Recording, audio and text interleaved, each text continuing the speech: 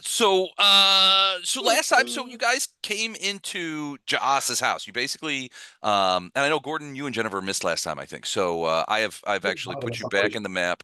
I'm sorry. He invited us, I'm pretty sure. Oh yeah. Don't you have him in a sack? Yes. He came with Yeah, us. yeah. A necklace Um, of adaptation. He's in a bag of holding. he's in a bag, and he's holding in there. But I don't know that he needs the necklace No. after what the party did to him. So you guys made your way across town to Jaas's house, led by Brilla, who was sort of the woman who was sitting on the couch next to him. She gave every indication of being sort of the kind of woman that enjoys being around dangerous people. And so you guys sort of took her up after killing, and you get the impression from her that she kind of considers this that you guys might maybe like be a rival gang of some sort. That just this was a rub out of a rival gang, and so she sort of attached herself to Arendar to a certain extent, not in any overt way, but certainly in a way that would make it obvious that, well, Joss is dead, long live the new Joss, kind of thing. So but you guys made your way over to the house, got in, and realized, or at least you haven't been able to find anything. First of all, you haven't found any other people. What you have found is an array of traps and interesting things that you guys have kind of stumbled across, ran into, discovered, that kind of thing. And you're still sort of making your way around through the houses and that kind of stuff, and trying to think. The last thing that you guys found was Arendar in the bathroom of the house on the second. You guys are on largely on the Didn't second find floor. Arendar in the bathroom. Yeah, well, everybody knows that Arendar's in the bathroom. Everybody knows about Arendar in the bathroom. But one of the things that you guys discovered, and I believe Titus, you're the one who actually sort of figured this out, was that the bathtub itself, there's a big sort of ornate porcelain bathtub there that radiated abjuration magic, and basically, Titus, what you sort of derived from this was that that bathtub serves as a substantive anti-magic shell. Like if you were in the tub, you would be protected from magical spells, or at least certain kinds of magical spells. Spells, Yeah. Bathtub. So, everything in this house is very, well, I guess the vibe that you get, everything in this house is very sort of designed with safety, security, and sort of protection in mind. You have not found any evidence of Joss's sort of like many of the places. One of the things that you guys noticed as you were coming through here is many of the places do not seem all that lived in. There was some food on the table in the dining room that Most was. things don't seem lived in. Yeah, but I mean, you guys went in the living room. It didn't seem very lived in. There was a bedroom that you guys haven't gone into any of the bedrooms, but you've peered into them. They don't seem to be used. In fact, in many ways, a lot of this house, I mean, excepting certain areas, seems very much like almost like a stage set of sorts. Now, who or why that might be, you're not sure, but you guys have been continuing to investigate the house, It's a trying to Truman discover Show. things and that kind of thing. It's strange to say the least. So before we get started, do you guys have any questions? I know Gordon and Jennifer, you guys weren't here last time, so you might have some questions for the guys. I've actually placed your characters down at the bottom of the stairs by the clock, so that you guys can decide where you want to be. It's kind of crowded up on the upstairs landing here, so I don't know if you guys wanted to. Oops, sorry, on the upstairs landing here where most of the rest of the guys are, but you guys can move up there if you want. Thank you. I slogged through the 3 hours of last week or last Oh, month. the video? So I have a fairly good idea of what happened. Okay, well, you are one of the blessed. I think that's you may be the first person to view a whole video. I did not consider going through the videos. Hey. No clue. But I'm okay with that. I can play along. You don't have to go all into detail for me. All right. So from the rest of you, so other players, any questions? I know that you've peeked in a couple of the rooms, but you haven't entered in a couple of the rooms. Both bedrooms, I think you've peered in, but you haven't gone in. I think we get into this like lead encased room. Yeah, there was some discussion as to how to do that because of the sheathing that you were able to discover when you guys were banging on that door. Yeah. So do you want to explain that what you mean by that to Jennifer and Gordon? Oh, I have no idea. All I remember is there was a room. So the top right Room with a huge lock that you guys that Wraith couldn't get through, and it's lined with lead. Yeah. right. And so I think we've got I think I've got like a mace or something that I can start beating through the door, but it's not going to be a quick thing. Well, I think that you also tried to go through the bathroom wall to see if there was like that. Maybe it was just a door, and you found lead in there too. Yeah, we tried the bathroom wall and we tried the bedroom to the south of it, and yeah, both of those walls were covered in lead. So I'm thinking the door is probably the thinnest. Well, it's a soft metal, is it not? And if you look real close, Lex Luthor Incorporated. Right. So yeah, it seems odd that there's a, I guess probably what do we say the lead thickness was about 2 centimeters maybe? Yeah. So which is a fair amount of lead, and it would add a fair amount of weight to this area, but that's a significant amount of protection. Right. Lead is very soft. It is, but it takes time to move. It's also very heavy. Yeah. It's easy to rip through. I don't know, 2 centimeters of lead. I don't know that it would be able to. I mean, you would be able to bash it certainly, and render it out of shape, but it would take time and it would be loud. I mean, the question is, why would you line a room with lead unless there was something incredibly dangerous in there? Because I mean, what does lead protect from? I don't know. Kryptonite. X-ray vision. Radioactivity. I know. It's the detect magic. Yeah, magic. Magic, maybe. So yeah, we're trying to get in there. I can bash through this door. But we don't know, we don't have a key, and we've got Joss, but we haven't found a key anywhere here. We didn't find a key on him for this. I think I have.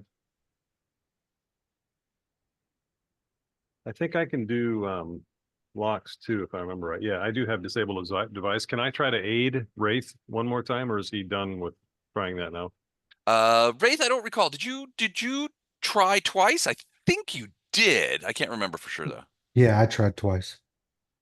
So Wraith may be able to aid you if you want to take a crack at it. That's Right. Yeah, I've only got a +5 though. I'm not really. It was So pretty tough, if I remember right.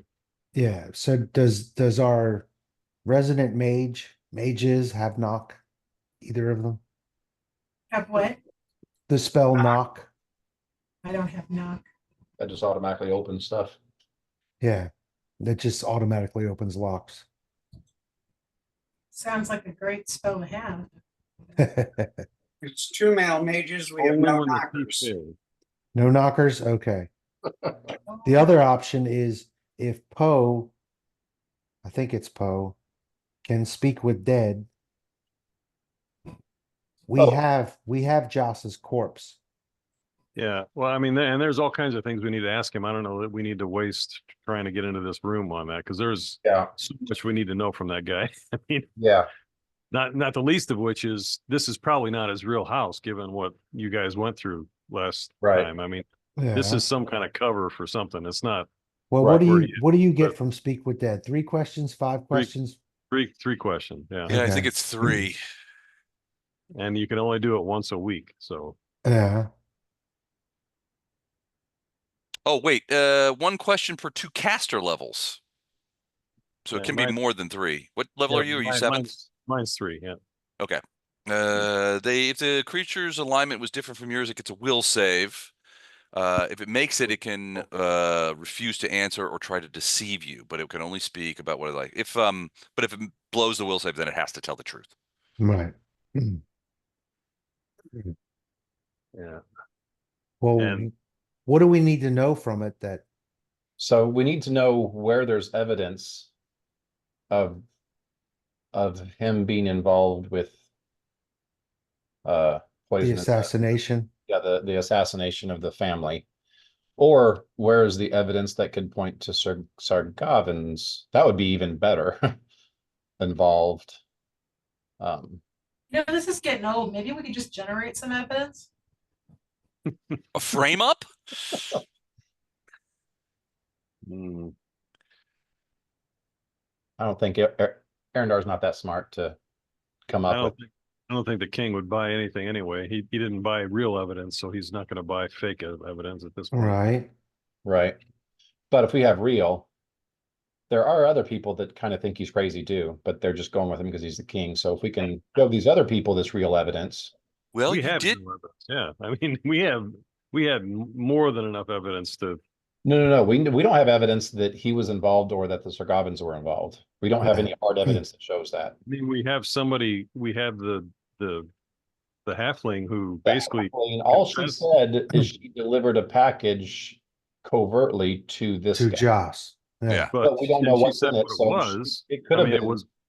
It could have been, moonshine that, is outlawed here that, was in there. Well, So and the how she got that package, she basically said, so their village has been paying tribute to, well, extortion, tribute, what have you, to local Sargavan authorities. And basically these guys came on the appointed time to pick up their tribute and said, hey, we'll waive the money for the next couple of months if you do this job the next time you go to yeah. Bresk. So, but also remember that that the Lord Chamberlain basically sent you a note that said, you'll be safe at Gallofend. Don't come back to Bresk. I can't protect you. So you don't know whose side she's on. No, I don't trust anything that little twerp says. And you said that we haven't been in the bedrooms. I thought we went in this bedroom. You did go this one. I think Yeah. I think We went in that one basically because we went we in, checked the got on the wall. bed, and tried to bash this wall a little bit. But you left everything else alone. There was a writing desk, there was a chest. There's a little And we didn't patio go, out here. we didn't go through all that? Mm-mm. No, Okay. because this house is full of traps. So every single step we take. Well, I'm gonna go back into this room and check for traps before I step in. Do you want me to start trying to bash down this door as you guys are still looking at stuff? Yeah, as long as you think it's, If we as long get as you think it's not gonna attract a bunch of undue attention. It's Well- possible that the method to get through through the door is in one of these two rooms, so we haven't finished investigating everything yet. Okay, I'll wait until we're. Did anybody search his body for keys by chance or any kind of thing like that? I don't remember if you guys did search his body or not. I thought we Well, did, but if not, then I can't be a starting remember. point. I feel like you probably did, but I'm not. Right. I'm not sure. I don't remember finding any keys on him though. And also, Arendar, you're the one who seems to have the line in on this Bryla chick. Oh, that's right. I'm acting like the tough And, guy and leader. So she's. Well, We were so hoping she could provide us information if I yeah, played so into what she was after. she was his maul. But So but she mentioned that she had been to this place, but she hadn't been in this place. All the time that Joss spent with her was elsewhere. Mhm. Various kinds of taverns, the Velvet Rose, that kind of thing. Because he was wanting to get some and didn't want her to get killed in here. Well, she admitted to you guys that he very rarely brought people here. Right. This was and amongst his guys, this house was considered to be sort of sacrosanct. You didn't just show up here looking for him. It was considered to be sort of to that end, it's sort of in like for lack of a better term, a middle class neighborhood. It's a 2-story house. It's away from the poorer parts of the city. It's quiet out. There's not. I mean, when you guys were coming up here, I mean, the neighbor. I think I recall the neighbors waved and said hello. There were no neighbors there. They ignored us. no. He had a permanent residence at the Velvet Rose too, right? He had a place with a bed and. He had a room there. Yeah, is what Bryla said. So I'm gonna go throughout this bedroom, check for traps, check the desk, the chest, the footlocker, whatever. Okay. What are you gonna do first? Check for traps as I go. Okay. All right. So, all right, give me a quick perception check. 19. 19. All right. You don't see any obvious traps. At least as you're standing in the doorway, you're basically looking at this thing in the bed and that kind of thing. Maybe the doors over here and the desk. You don't really see any obvious, you don't detect any obvious traps that you can see. What you do detect though is the sound of some sort of, well, the first thing is like a fluttering sound in the closet Where's the closet? over Okay. here. Man. Have to go in and kill something.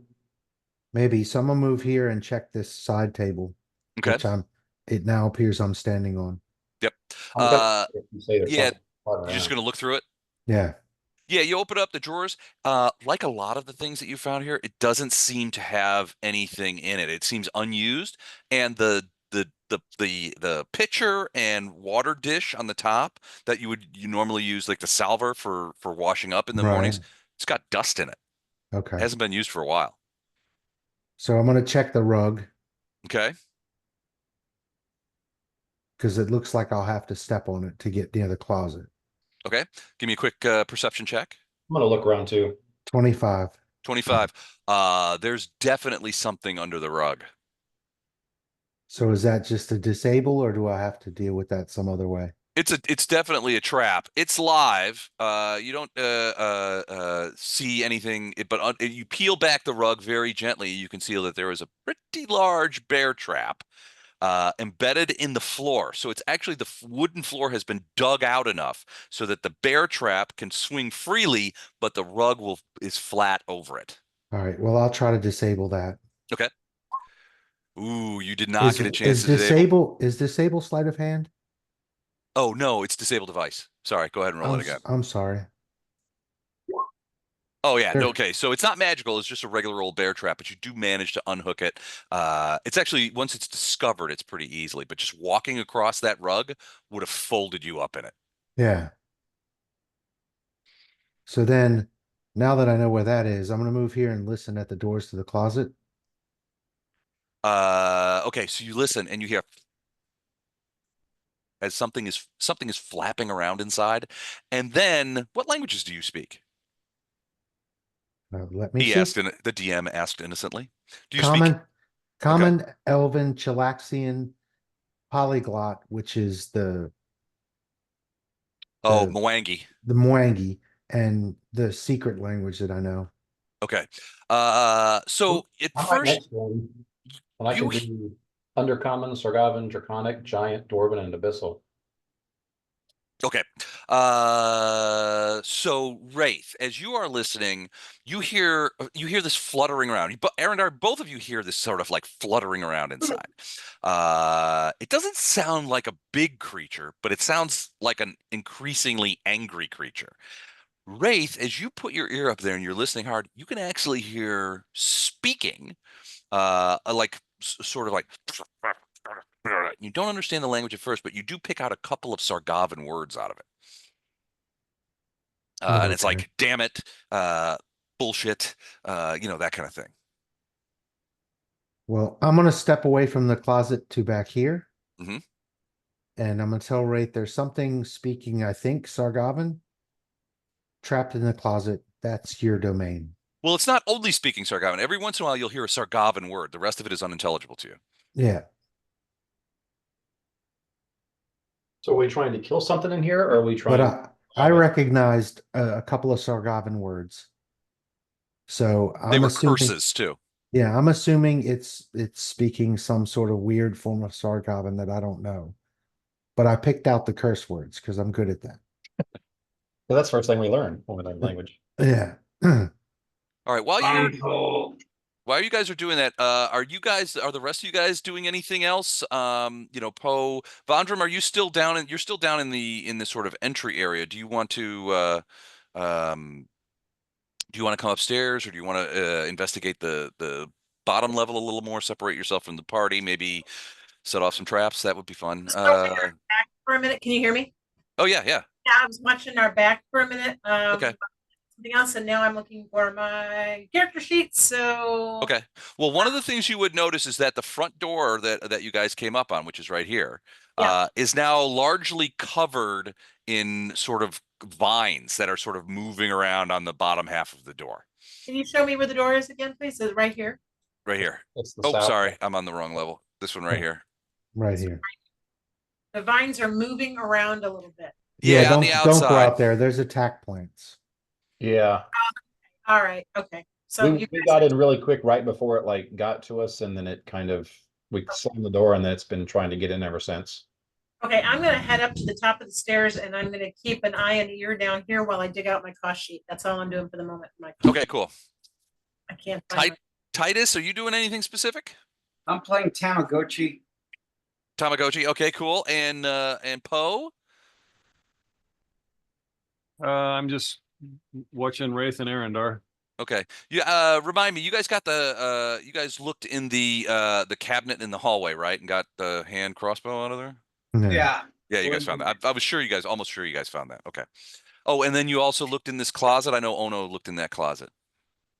Yeah, and there's a dead body in there. Yeah. A dead half orc Yeah. in a sack. Well, like a big sort of like bag, like mummy tied up kind of thing. Yeah. Okay. Hmm, All right. maybe we can Who Yeah. grabbed the crossbow? I don't see that on my. It should be on party treasure that you keep. Or did you leave it in? Did you leave it in the cabinet? Because I don't think anybody took it as their own yet. Yeah, that's why I was just checking. Because like I don't remember writing that down. I'm looking. I was like, I don't see it in the list. Yeah, there should be a hand crossbow. Mm-hmm. That was inside the top cabinet. So remember the cabinet itself sort of lifted upward, the top of the Yeah. cabinet, and revealed a hand crossbow in there, a loaded hand crossbow. Did it have any stuff on the bolt, Looked like it. like a poison or something? Yeah, some sort of goo. Okay, It wasn't a poison that you recognized. I don't deal with poison, so that doesn't surprise me. All right. For wusses. All right. So Arendar, Wraith, you guys are in the room. You're looking at that closet. Wraith has just disabled the huge bear trap under the rug. What next? Okay. Can we open this up and attack who's ever in there? Try and grab them. Well, open it up and see what it is. We don't know yet whether it's, foe or a potential ally. It might have information, but see if you can talk to it first. Chuck, Okay. is that Eye of Sauron behind you? Yes. Basically, that's a bear trap under a rug. The disabled bear trap. Hopefully. So apparently this guy was paranoid about being attacked by bears in his bed, Yes. in his guest bed. Yeah. That didn't often get used since there's dust in the water pole. Okay. I've got my shield, the left hand. Right hand has the falcata as I'm opening the door because I'm ready to swing if I need to, but I'm not gonna come in, sword raised, ready to strike, but I'm ready to fight if I need to. Okay. All right. So you just slide. It's sort of a sliding door. You just slide it over. Sure. Okay. You slide the door over, and suddenly, a creature flies out and tries to grab onto you. Let's roll for a niche. And the creature looks like this. You guys see that? No, refuse to see that. It's little. It's got little vestigial wings, but it flies out at there, and it's cursing a blue streak. Raid, you can hear it now. It's speaking in some sort of netherworldly tongue, but it is definitely angry, and it definitely attacks the Arendar who opened the door. You can put my initiative back down to the original roll. I forgot to select my token the first time. Okay. So 1506. Okay.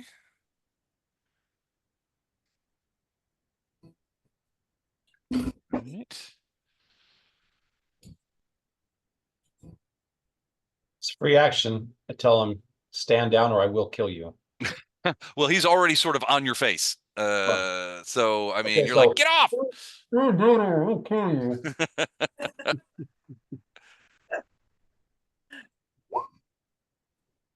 Jeez, I am rolling garbage for initiative. Okay. We missing anyone? I got Vondrum, I got Poe, I got Titus, I got Wraith, I got. Okay, we're ready to go. So what language is this little guy speaking? What language do you speak? Celestial, Common, Draconic, and Sylvan. It's none of those. I also have understand language, comprehend languages. If it sounds like he's saying something good, It sounds like he's screaming in anger. Wraith, every once in a while, a Sargavan curse word will pop out like before in the middle of the things. It looks Right. like he was trapped in there maybe, and now he's decided to take vengeance. Now he does get a surprise, a quick surprise action, which he is going to use to try and bite you. Wait a minute. He can't surprise us. We knew he was there. All right, I guess that's true. Is he speaking Terran, Orion, or Ignan, or Abyssal? Occasionally No. Sargavan word, which I understand Sargavan as well. Yeah, it's Sargavan curses, but it's not Abyssal. So it must be infernal. Do any of you speak Infernal? I do not speak infernal. Andrum does. Okay. So it's a devil, not a demon. All right. It's small. It's only about probably 1.5 feet tall. Vestigial wings, not very big, but incredibly angry. Poe, you're up first. Technically, you see this thing fly out, and then all of a sudden you see Arendar just like get away. Oh, I'm just peering around the corner. Well, this ought to be interesting. I'm not going to do anything. All right, Titus, you gonna do anything? Ought to be able to handle it. No, that's funny. so where is he in relation? I'm Well, looking he's at the- sort of flying around Arendar's head. So if you fireball him, that could be a problem for Arendar. yeah, that's what I was thinking. Well, and it's also a small room, so we might have some blowback issues. But wrong little blowback.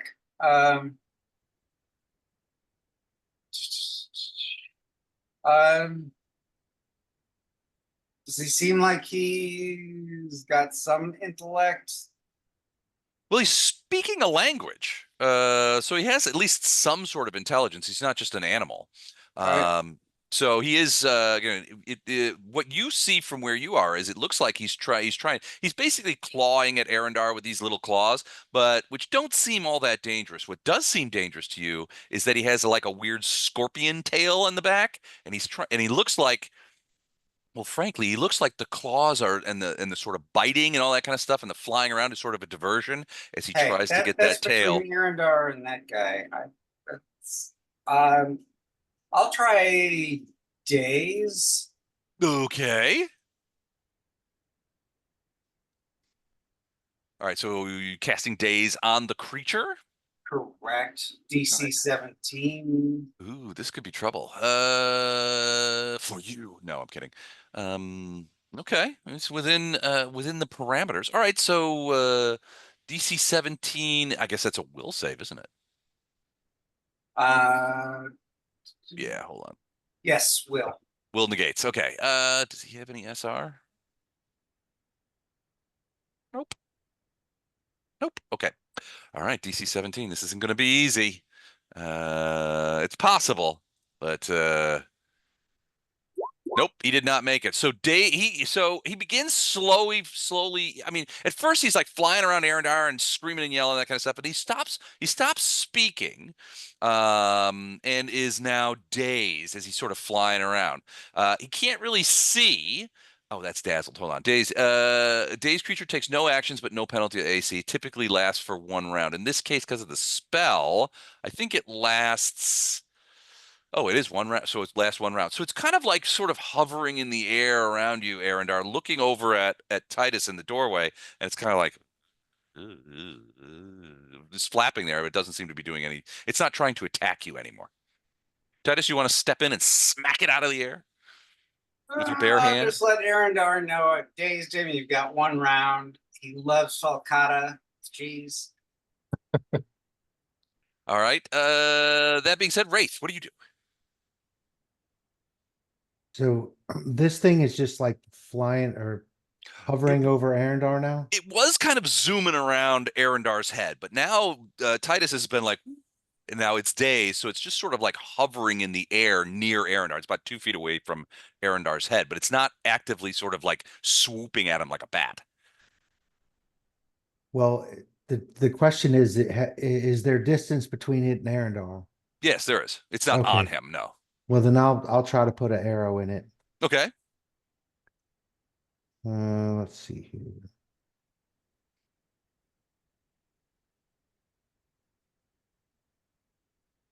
So he's dazed, but no Right. declination in AC. So he's still got Right. his regular AC. I clicked the button and nothing happened. Oh, there we There we go. go. Fires an arrow. 31 to hit. 31 will hit. And Uh, 29 to hit. 32 to hit because it's within 30 feet. And the second one is 30 to hit. Okay, both of those will hit. Boom, So boom. 10 damage, Okay. no sneak attack. And then what's the second arrow do? 9 damage. Excuse me, 10 damage, 11 damage and 10 damage because they're within 30 feet. 21 total? Yes. Okay, that is enough. I mean, you basically pluck it out of the sky. It screams and falls sort of careens down to the floor and lands with a thump onto the floor in front of Arendar's feet. Wait, Arendar, you're so he still gets a you're burn? no, you didn't do any damage to it. Sure I did. No, just dazed it. Well, It's not I damage. set him up. He knocked him down. I'm just telling you, it's not a verm. Okay. It doesn't follow the qualifications, my friend. All but right, it does. well, It does. St. Jude says bless. So it does careen to it just plops to the ground, and you see it sort of twitching and that kind of stuff as the two arrows, which seem huge compared to the size of this creature. It's not a big creature, but yeah, your two arrows have killed it easily. And we fall out of initiative again. Arendar, you seem a bit nonplussed. Inside the closet, it's empty, but you can tell that the doors, especially after you've moved them out, the doors are quite heavy. And your guess is that someone put this creature in the closet and locked him in for just this sort of this sort of incident when somebody opened the closet. Mhm. Okay. So can somebody look at this and definitively say what kind of creature this is? Knowledge planes would work. Knowledge nature, maybe. If it's high enough. Let's see what I have knowledge poking holes in things. I'm useless in this situation. A 7 on knowledge planes. That's probably not going to help you. How about knowledge nature? 18? Knowledge 18. Yeah, probably. Your familiarity with some of the more infernal religions would suggest to you that this was probably an imp. In your education about other religions, you learn that many times lawful evil deities will summon imps as servants or slaves, familiars, that kind of thing. This is probably an imp. Yeah. All right. Arendar will resheath his falcata. Okay. Titus, So- yeah, you're confirming this is an imp. Tell Ray thanks, and then go back to the door and wait for him to check out the rest of the room. Okay. Wraith, you got anything specific you want to look at? He stepped away. I guess he doesn't have anything specific he wants to look at. All right. Anybody else? What are the rest of you doing at this time? So Titus, You you're guys dazing searched for imps, secret but doors? You guys searched for secret doors already on this. they wall, did, right? yeah. Searched for secret doors kind of everywhere. Okay. And we haven't found anything anywhere. Are there windows to look outside? Like there, is that a window? There is. It's actually not only a window. There's a There's a small balcony. balcony out there. I just want to go look out and see if there's a window in this area that's shielded, just on a whim. Okay. So you're gonna go out onto the balcony and try and like lean I was gonna over say, so we you can peer haven't over. searched for traps on the door or on the balcony yet. Yeah. Do you want to do that? You don't have to. Well, I was, yeah. I'm looking at the door. Do I see a trap on the door? You do not see any traps on the door. Yeah, I'm just gonna lean over there and All right, so you're gonna go out on the balcony. It's actually quite pleasant out here. The street, you go, it's a little alleyway that you can see, and you sort of lean over. So a couple of things. So first of all, as you lean over, one of the things that first catches your eye is the fact that there is so there's this sort of back door area. There's a platform here. There's a couple of boxes on it and stairs going down into the backyard area of the house. But there's like a buzzing or a rattling noise that's coming up from underneath this wood there. Porch. The porch. Yeah, you're not sure what it is, but Something big and insecti. it's plenty loud enough to hear on the balcony. Okay, so Second, you do see that over here there is a shuttered window that does not conform to any of your previous looks of what you've seen in the other rooms. So it does look like there is actually a window into that lead-lined area, but it's shuttered and the shutters are closed. You don't see any obvious locks on the shutters either. On the outside, I mean. Obviously, you Okay. wouldn't have an outside lock on a second floor shutter. I'm gonna back up then and tell Rafe that and let him do what he does. You catch that, Chuck? I went out Yeah. on the balcony and looked, and there's a shuttered window into that area that's lead lined. Yeah, but the balcony doesn't go that far, does it? It does, and he just peered around the edge. Right. You have to do The- some Theoretically, you could climb the outside wall to it Wait. or grappling hook it or something from the back porch actually. because it does overlook the back porch. I'm probably the better climber. That's a strength-based thing. Yeah, and at least to go and pull the shutters open to see if they're lead lined too, so that window is blocked with lead. That's gonna put us in the same situation we're in now. But at least this guy was like pretty athletic. Well, he Yeah. jumped up on the thing and dove out a window, so maybe this is his way in that no one else would take. All right. I mean, by all means, check it out. I'm just saying. Okay. I'm gonna check this chest. Okay. I'm gonna tie a rope to something and to me, so if I fall, I don't fall down because I've got to climb over, right, to get to the window. Wait a second. How are you trying to get to? So We're going out on the on the balcony it's and on then the just letting side. yourself. So the back porch. So the window is above the back porch. It's like here. Can you see that? No. It's like right here above the back porch. Here, let me put a. Oh, okay. It's because I'm not lighting it properly. Hold on a second. Okay, I can see the downstairs area. I can see the porch area. All right, so I just put a light on the porch. I'm going to put it on the corner. So the balcony, but basically Poe came out on the balcony and peered around that corner, and he saw that Oh, okay. the shuttered window is here. It's about 8 feet off of the corner of the building, but it's on the second floor. The porch is on the first floor. And we don't want to Right, it's the back porch, something and it wrong. is making a lot of. It is making like a ring or sort of rattling noise under there. It's easily whatever's under there, you can hear it. And that's a wooden shutter, right? So- Yeah, they're wooden shutters, but they are closed and locked. It looks like they're locked from the inside. Maybe we need to check the roof first. Maybe there's an access point there. Probably not, but maybe. So Wraith, as you examine the chest at the foot of the bed, you notice that on the inside lid of you open the chest just a teeny bit to kind of thing, and you can see that there is a large sort of string attached to the lid. You're not sure what it's connected to from here, but if you peer in, it looks like it's connected to some sort of, well, it Crap. looks like maybe a bottle that's sitting in the bottom of the chest, and you're thinking that cord is connected to the top of the bottle. So maybe lifting open the chest would uncork a bottle. Yeah, and it's probably another one of those fire things because we It's found definitely a several. trap. So I'm gonna try to disable it. Okay. You reach in there with your knife and oh yeah, natural 20. You snip the thing and the cord falls into the ground and you can open the chest normally. And there's nothing in the chest except for this board and this bottle. It's a fairly big bottle, about maybe the size of a grapefruit with a long neck, and it's just sitting on the bottom and it has this sort of yellowish liquid in there.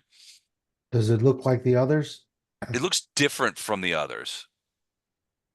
Well, The fire, whoever the potion person or whoever identified the other ones, I'll tell them there's another potion for them to look at. Okay. One can do that. It's probably some kind of sploding shit. Is it alchemy that I would use? I just had a thought thinking about this house and what's going on here. Any kind of weapons? I know you guys have found a couple like crossbows and stuff. This is like the perfect place for a cursed weapon too, given what's been going on here. So Yeah. I would be really careful to touch anything in this house at this point. Jennifer, your alchemy skill, you're able to fairly quickly identify this material. This is an alchemical bomb that will explode in a bright light, probably one that would cause blindness. A flash. It's like a flashbang. I'm excited to find it. Wait, Your guess is that if that cork pops off, it interacts with oxygen, with air, and that's what sets it off. sweet. That's what I say. Sweet. Someone else. Good save.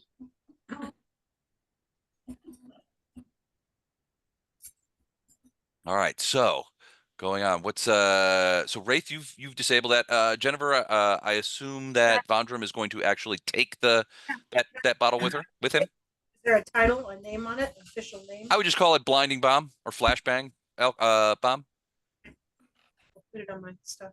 If everyone's okay with that, Yeah. Sure. I'm excited.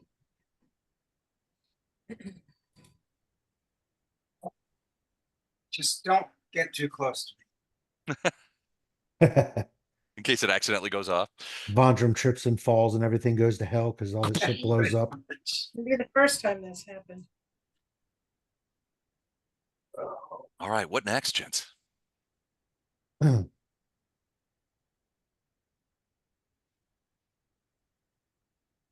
Well, I'm kind of agreeing with Gordon's character. This place seems to be nothing but traps. There's nothing useful here. Well, there's this one room it's got something in it. Maybe, or maybe it's just a harder to get into trap. Could be the best trap. Yeah. It's a MacGuffin. Come this far, how can you walk away now? Isn't the This is set up kind of like if he's being tailed, this is a great house to run to and then run them through all these things, trying to thin them out. I mean, that tub, that anti-magic tub, that's a Yeah. great, last stand, whatever area. Well, and like he has secreted. I mean, you found that short sword in the cabinet of the piano. You found the hand crossbow in the cabinet upstairs. He's apparently secreted weapons and stuff around for his use, and frankly, he's probably aware of where the bombs are. Because I mean, let's be honest, he probably set them. So I mean, if he had to retreat here, like if he was on the run. This is an escape house. I mean, basically, it's probably meant to This is his panic room. kind of, but this is also meant to, if someone's chasing him, he runs here, runs through here. Takes a bunch. If the house doesn't get him, Right. several things stashed that allows him to put up a good fight. So would he have goodies here or not? That's the question. Well, I think it's in this room up here that no one can get into, if he's got anything here. Right. This could be 100% just a decoy escape house. Right. That's plausible, but I'm still wondering what that noise is in the basement. Oh, that's some kind of big bug, just like we've had the devil we fought here and the plant out front. Yeah, he's got something chained up or somehow. Scrabbling at the door to get out. Yeah. Something hungry. Yeah, and he had some kind of jacked up stuff in the kitchen too. So is Joss shorthand for Jeffrey Dahmer? You didn't find, so one of the things when you guys were in the kitchen was you didn't find a whole lot of evidence that anybody ever ate there. Right. It was mostly cleaned up, although there was some fungus spread around that you guys managed to avoid. Yeah. It was difficult, and there was I think you guys also found that there was some sort of trap in between the, well, I don't know if you guys even noticed that it was a trap. You guys didn't get that close to it, but in between the stove Oh, yeah, and the wood. something odd about. Yeah, how- there was something odd about it, and you were like, I don't think you got even that far into the kitchen There because you was something spotted the magical. fungus. There was something magical there too. Yeah. In some ways, isn't playing with a younger D&D crowd fun? All us old codgers are like, yeah, we're not interested. Yeah. So we've got nowhere else to go. This girl knows nothing else. I mean, Right. she's been in here. She just knew where this was. Right. So I go back and talk to her. I say, so was there anywhere else you saw him frequenting or hanging out or? Well, she'll tell you that, he spent a great deal of time at the Velvet Rose. That was really his office, and he kept rooms in the back where he would often stay. And she's like, I would often stay there with him too. That kind of thing, and being a bit coquettish towards you. Yeah. But yeah, I mean, she was like, well, he would go, there were other places in town. He, often went to see, his guys lived in various places. None of his guys lived with him or here. He wasn't familiar that way. It wasn't like that, it was a big clubhouse and all the gang stayed there. It wasn't like that. Right. They had their own places. So sometimes he would go there. Sometimes he would go uptown and meet with people. She goes, but he would never take me, into the wealthier districts, into the noble districts of Bresk.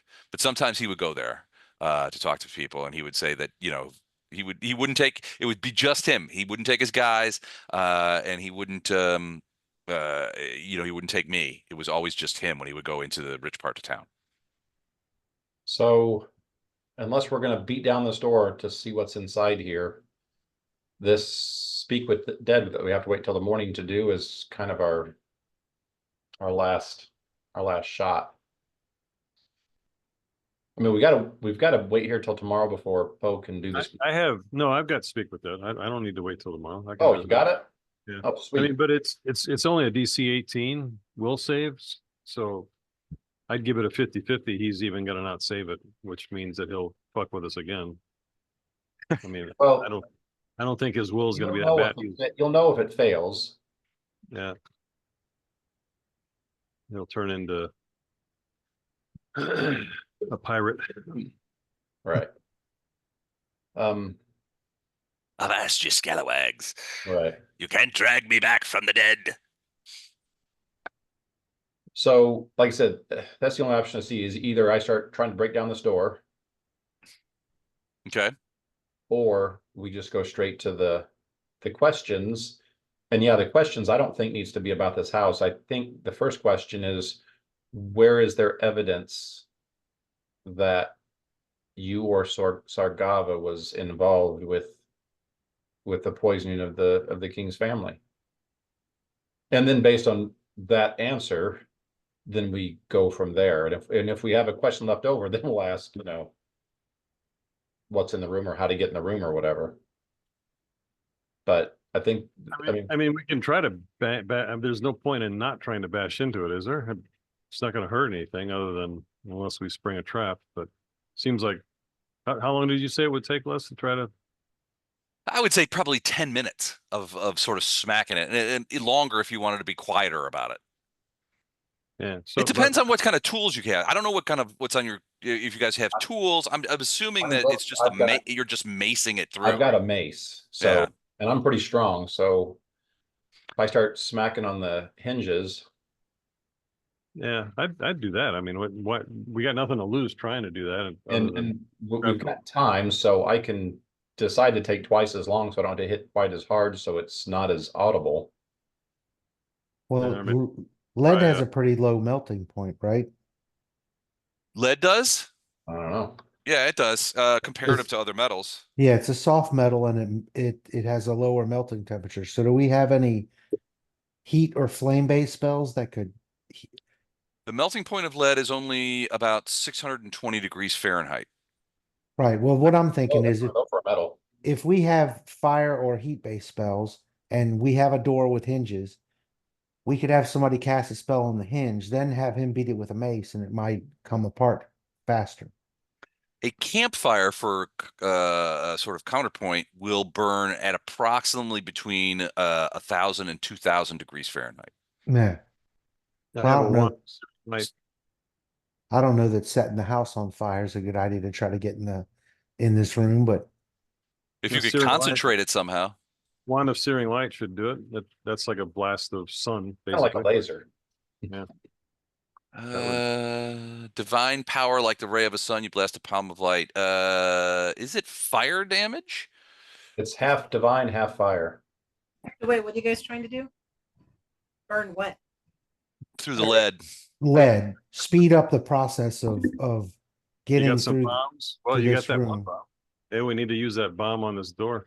We Well, need to get. that's gonna make a big noise. I've Yeah. got But- burning hands and fireball. See, we've got time. Burning hands might be helpful. I mean, you could probably melt some of it with burning hands, but burning hands doesn't last that long. Right. No, it's instant, but it's fire damage. And if you got the hinges on the door, you can heat them up with burning hands because that's a cone. But And then that's scorching ray, that might be a little faster. let him blast on them with the mace. I mean, we have time, I guess, if you want to. Yeah, If we you got just time, want I'd rather to. not use the spells, save those for. Because yeah, if you've already got Speak with Dead, we might be leaving like I thought we were gonna have to wait till tomorrow for that, but if he's already got that, we can do this, ask the questions, and then be on our way to the prison like right now. And I'd rather you guys that are spellcasters have your spells for that encounter. Hey, Yeah, Eric, I'm a regular welcome aboard. cleric, so I don't have to memorize. I can cast whatever I want, really, basically, right? That's how I've always played this character, anyway. Sure, let's go with that. Yeah. There's no like spells known for a regular cleric. It's just you can cast whatever you want based on. Right. You petition the gods for this spell or that spell at the time you cast Right. it. Right. Oh, which kid's sick, Eric? Welcome, by the way. Orlin, he's got a fever. He was Oh, poor kid. my microphone just stopped on me. Hold on, I'm sorry. Microphone. Can you hear me? Yep. My microphone quit for a second there. Greetings, good to see you all. And I'm gonna play along until I figure out what's going on. Okay. Right Okay. now, they're trying to figure out how to get into the lead-lined room. As you remember from last time, Wraith missed both of his attempts to disable the lock. And so now they're trying to figure out what's the best way in. They're thinking about using fire spells and searing lights to try and melt the lead lining and sort of bash their way through. Brute force, you know. Like I said, I'd rather just take the 20 minutes and I don't mind pounding this thing for 20 minutes, just not super hard so we don't make a lot of noise. And Well, go for it. Well, lead is also very susceptible to acids and bases, and an acid splash might just. actually, yeah, an acid splash is a cantrip, so you could do that all day long. Yep. Does lead react to acid? Yes. You think I would lie to you? Yeah, I would. It does. It does react to acids, albeit slowly. It depends on the type of acid and that kind of stuff. So yeah, I mean, acid splash will work. I mean, what you could do is do is spam acid splash at it, while in the meantime, Arendar uses uses his mace to weaken to crash through the weakening lead. It Right. would take less time. If you Yeah, did that. that's a great idea. It'll probably ruin the mace though. It's just a regular light mace. Okay, as long as you're cool with it. As long as you're cool with it being destroyed through this, because it's going to have acid on it, and you're using it to bash through metal. It's not going to be in good shape. Well, it's a mace. It's a big, heavy piece of iron. So Right, but it's designed for, fighting. yeah, there's that. Okay. Okay. All If right, so you that's the case, I'm okay with it taking 20 minutes, no spells, and I will get through it in 20 minutes. It's gonna take the 20 instead of the 10 minutes. yeah, if it takes time, and with and you know if you're splashing acid on it, that will weaken the door, and it does. Like It I said, takes it. if it kills my thing, there's nothing wrong with taking 20 minutes.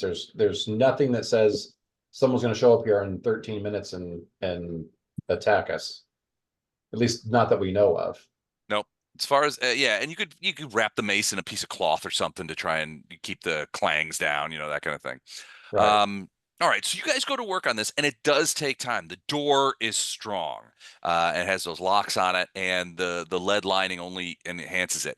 So it does take some time, but you keep going, and with the acid splashes on it, and all you guys are sort of standing around watching, you eventually do sort of bash it to the certain extent that you've got probably you get a hole in it first, and then you begin to sort of crack around the wedges and stuff, and finally after about 15-20 minutes you guys manage to knock it down off or wrench it enough where you can slip past it. It's not undetached. I mean, if you wanted to go work on it a little bit more, you could probably end up detaching it, I just but want to get through. it's not, yeah, you can slip through the side. Okay. So once it's open, I'll Do you want to peek in first, or do you want to no, just go in there? no, I'm gonna do my best Vanna White and motion. Oh, you're gonna let somebody else go in. Motion for Wraith to Yeah, Nice. Okay. I'll step in and start looking for traps. All right. So put your so you're gonna step in and then look for traps. Well, I'm gonna look for traps before I step in, but then step in and start looking for traps like I have been in Okay. sort of, so make sure there's no tripwires right by the front door. Okay. When Go I, ahead and when give me the trap detection roll, a perception check. Ooh, natural 20. All right. 35. At first, you're looking into what looks to be largely a fairly plain. It looks like a bedroom. There are, you know, there's a chest right next to the door. There's a bed, a writing desk over in the thing. There's over by the window here. You can see that there's like there's actually a little telescope there. Another sort of cabinet that's over in the south end of the. Don't go in yet. Nope, sorry.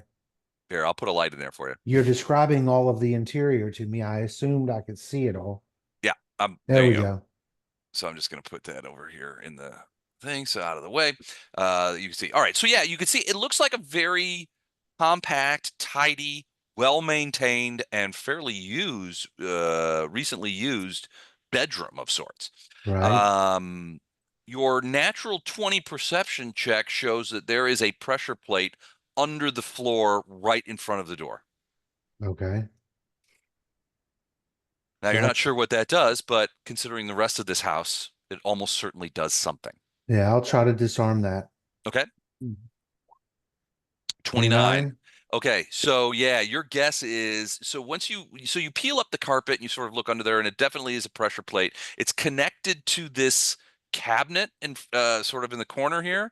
And as you sort of do all the things, and you do disconnect it, as you do all the sort of things to disconnect it, you realize that there is a little sort of hole in the side of the cabinet that has like a little metal screen in it.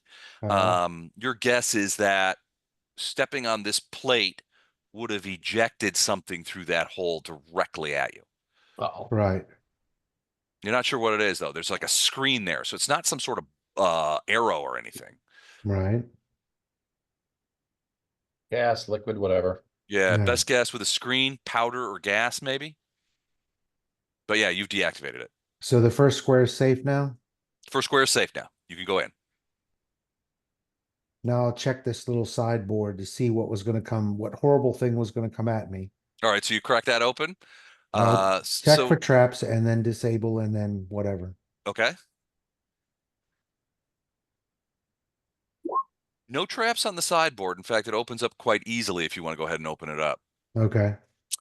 When you open it up, you do see, in addition to, there's like a little, it almost looks like a tiny sort of bellows that you might see in a blacksmith shop. There's like a little tiny bellows, and there's a little pile on a little dish right in front of that screen of this sort of purplish powder. So your guess is that you step on that pressure plate, it activates the bellows, which blows the powder out into the room. Right. It's just sitting there open. There's nothing else on that shelf, but as you go underneath and various shelves within that cabinet, there's clothing, various kinds of things. You can see a sheathed dagger sitting on top of a pile of clothing in there. This looks like, unlike all the other most of the other rooms that you've been in today, this one looks like somebody's using it. Yeah. But yeah, it's filled with clothing, and there's a little dagger there. You don't detect magic, okay? So, No, I don't detect magic. Okay. So I'll check the next square. Like magic. okay. Which one is that? The chest or the telescope? Well, no, see, this has 6 squares in it that I can see. Right.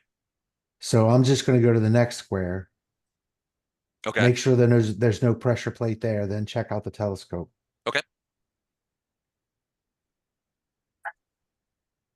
19. You don't see or 20. You don't see any pressure plate. Everything looks okay there. Okay. Then I'll look at the telescope. Okay. Does that seem to be something weird?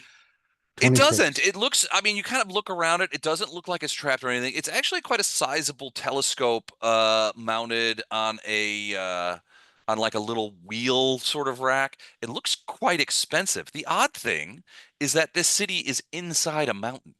There's no sky Right. here. So I don't know what this guy was looking at with a telescope, but it wasn't the stars. It's a peeping device. It's definitely powerful. You've probably got a 2 to 3 inch lens on it, so it would be able to see very far. Yeah. In any other situation, you would assume that this is a celestial telescope for looking at the Right. stars. In this case, there's no stars here, but I don't know. Who knows with this guy? And next square up, Okay. Yeah, no pressure 34. plates, so you don't see any traps. You do see that on that window there was no lead, but you see that the shutters, which are closed and locked from the inside, those shutters are lined with lead.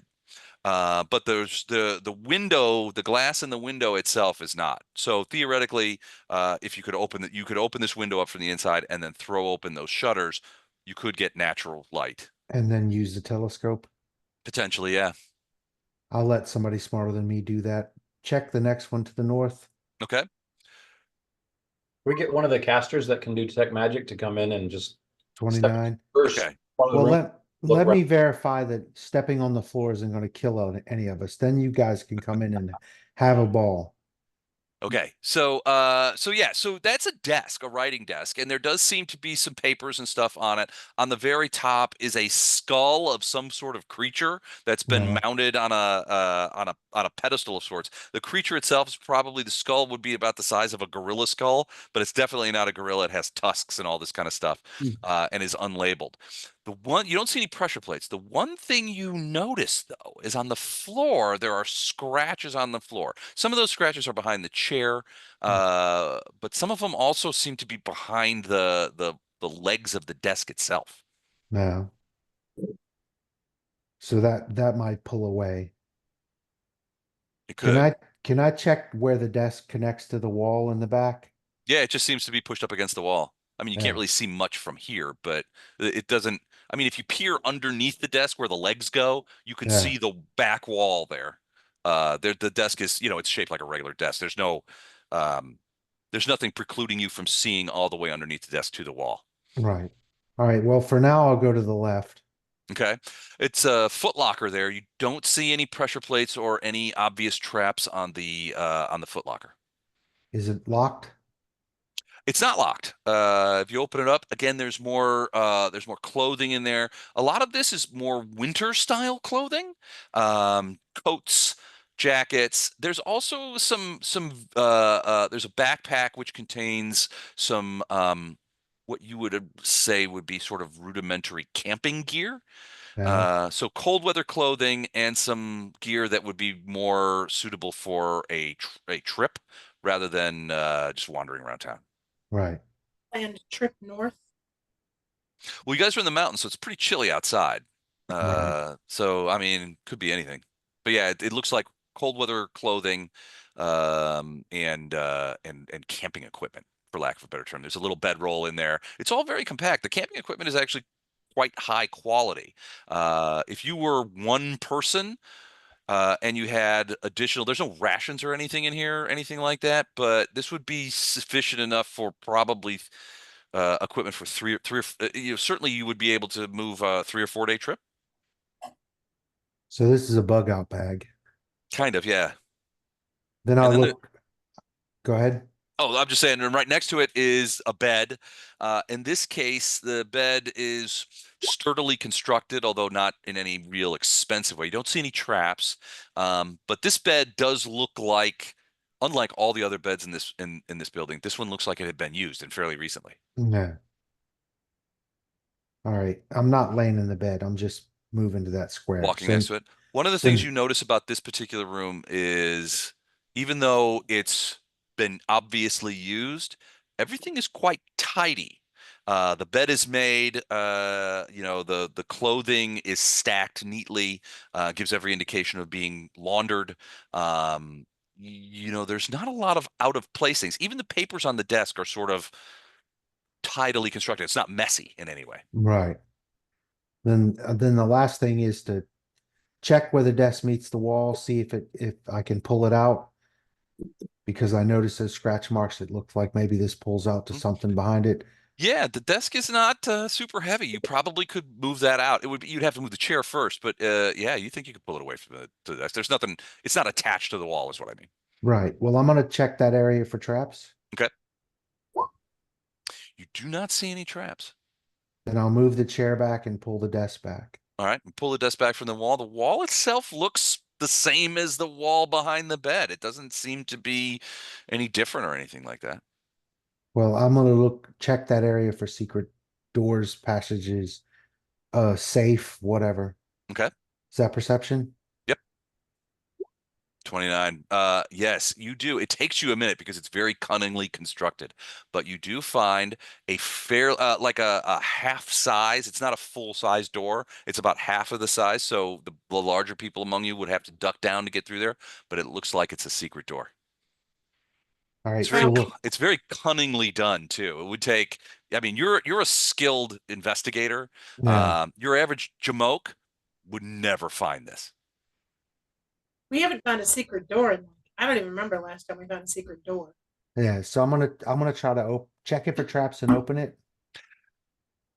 Weirdly, it doesn't seem to have any traps on it, and the opening mechanism, once you discover the door itself, is fairly simple. It's not locked. Doesn't seem to be at all. It relies largely on the cunning manufacturer Right. to stay hidden, rather than a bunch of blocks. Well, then I'll open it. Your guess is, as you look at it, and you're sort of like, this is really well done. Your guess is that any sort of locking mechanism or trapping mechanism would make it easier to detect. Right. Yeah. Right. So, okay. So you open that up. Yes. All right. Hold on a sec. What jumps out to eat me? Nothing. You slide the door open. It's a sort of a panel that sort of goes in and slides over, and you see a small, dark little room. Well, I have dark vision, so Nothing. I can Nothing. see, I'm putting a thing in there. see in the dark really well. All right, hold on. Okay. You go in there, and the room is pretty much almost entirely empty, except for in the left-hand side, you can see that there is a large chest sitting there. Nothing else in the room. Same The chest same- seems to be very well made. Same system. Check for traps on this square before I step on it. Okay. 20. Yeah, you don't see any traps. So wait a minute. I'm sorry, I moved your light. I'll put it back. I'll put it back. I got it. There you go. Okay. All right. Then check this one for traps. Okay. No, 30, no traps. You don't see any traps. And it doesn't even look like there's a lock on the chest. Then deal with the chest. Okay, so you're going to open it up? Yeah, there's no, have I checked just the floor or the floor and the Floor and the chest? chest. Yeah, you don't see any traps on the chest. Doesn't look like any. It doesn't look like it's trapped at all. So then I'll just open it up and see what's inside. There's a lot of things inside. And in keeping with the sort of tidiness, the first thing that is struck by is like the chest itself, you can tell that there's at least one drawer to pull out, and the drawers like a little tray, you know how the chests work. You Mhm. pull a tray out. There's at least a couple of trays, and the trays have little compartments in them of which, there's a variety of things sort of stowed in all these compartments. Right. All right. Do you want a list? You gonna go through it now, or I'm do you gonna want pull the I'm gonna pull the tray out to? Okay. and set it in front of the chest, Okay. Yep. and No problem there. that opens up the whole thing. Yeah, and there's more stuff underneath. Yeah, in the thing. There's a lot of things in this chest. And then I'm gonna step back out into this room now Okay. that I've cleared it. Like I'm nothing's gonna, here. I'm gonna say, Nothing's here. No, that would be Gato would do that. yeah, that's not me. I'm gonna say we need our magic using people to be able to check for magic. I don't believe there are any additional traps. I don't believe there are any additional surprises. So you can step in here. There's a secret room, and I'll point it all out so that you can go in and check out if there's anything magic or anything like that. And then Arendar could compile the list of what we found. So I know And how, but I can't do detect magic. Can somebody o- else? on this desk, there are all kinds of papers. So some of the more intelligent of us who can read multiple languages can check that out and see if there's any actual damning evidence that we have found here, or Okay. if it's all just nonsense. This room appears to have been slept in and used, unlike Mhm. the entire rest of the house. So Well, at least in the dining room, you did notice that there was unused food and empty wine bottles on the dining room thing. So at least at some point in the past, now that food and those bottles had been left there. It had been at least right, a couple of days. So but this bed looks like it was slept in last night. maybe not last night, Well, but we- recently, a couple of Recently. days, no longer than a couple of days ago. Yeah, so the smart people can come in now and check out for magic and evidence and all that stuff, and I'm gonna go pee. Good work. You've earned yourself a tinkle. A tinkle break. All right. All of us are just, Oh, sure. If you guys all want a tinkle break, that's fine. okay, hang on. Is it alchemical that? Good night. Helpful. Night, go. So what were you saying, Jennifer? Anything What was- chemical that Bondi might be able to contribute? Oh yeah, theoretically, yeah. There's at the very least you could see that big. several bottles. There's a lot of stuff in here. Just a lot of stuff. How do you want to do it, Les? What's the easiest? There are several items that definitely radiate magic. Good night. See you, buddy. There are books and papers and bundles and things of that nature. You want me to just go through it and Is it spellcraft you need for that, or magic device, or? well, detect magic will just show the magical things on there. So you can see that there are a couple of small boxes that radiate magic. Whatever's inside them radiate magic, and a quick flip of them will show that several of that the two boxes have bottles in them.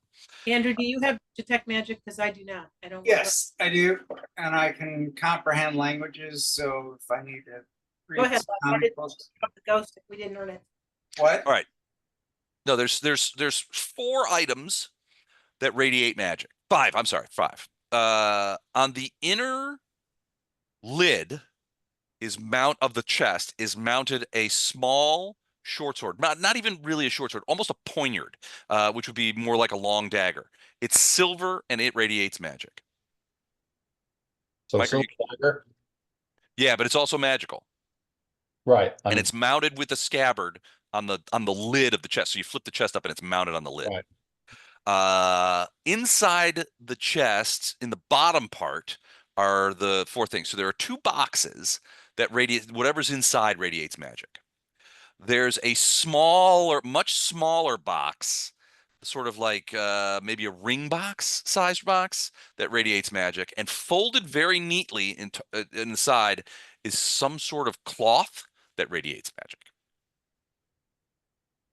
You want to look at those first before you dig into? There's a whole bunch of other stuff too. Right. Yeah. We're doing the magic stuff first, and then we'll look at the rest of the stuff. All right. So if you open, so like I said, if you look at the poignard, it's a silver poignard. It's got silver blade, and I'm just going to assume you guys take the time to go ahead and investigate everything rather than do all the Yes. spellcraft checks Yeah. and stuff. It's a +1 short sword, effectively, and with silver blade. So it's a +1 silver short sword with a really nice wooden scabbard. Inside the boxes, one box holds 5 vials, and the other holds 2 larger vials. The 5 are potions of healing. What kind? Hold on.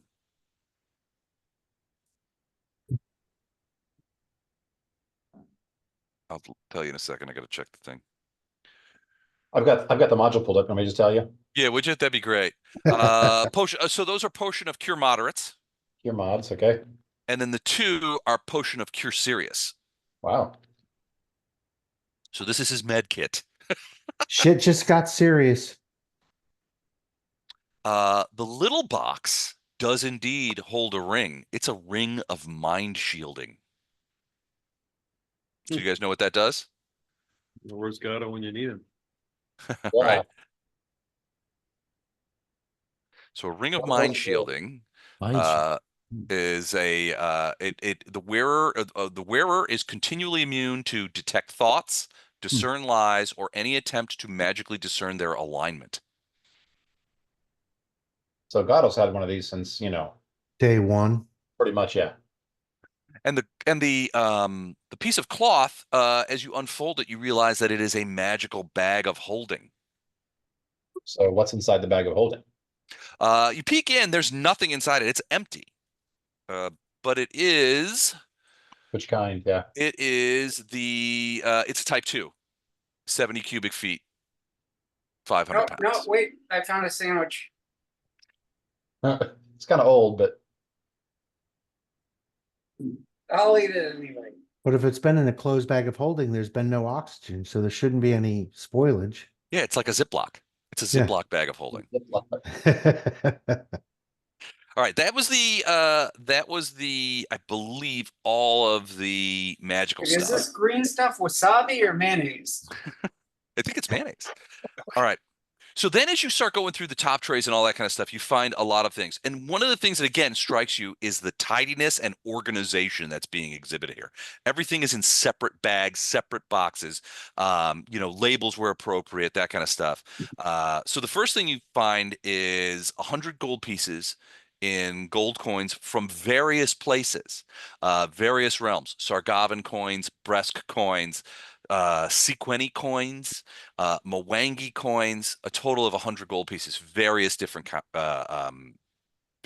gold coins from different countries' mints. Right.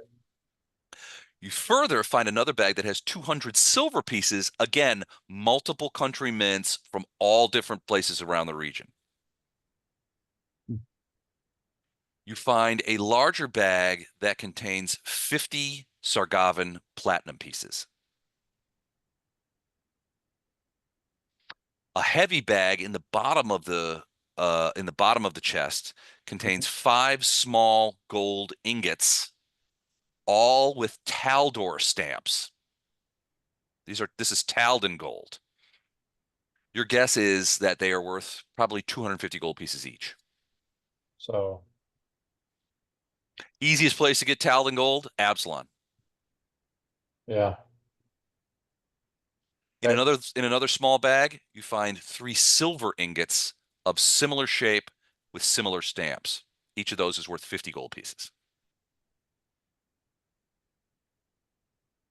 In a small envelope, you find goldsmith's drafts made out into Jaas's name.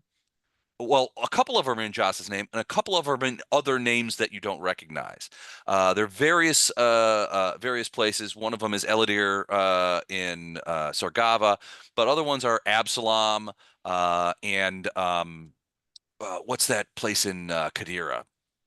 The city in Kadira. Hold on.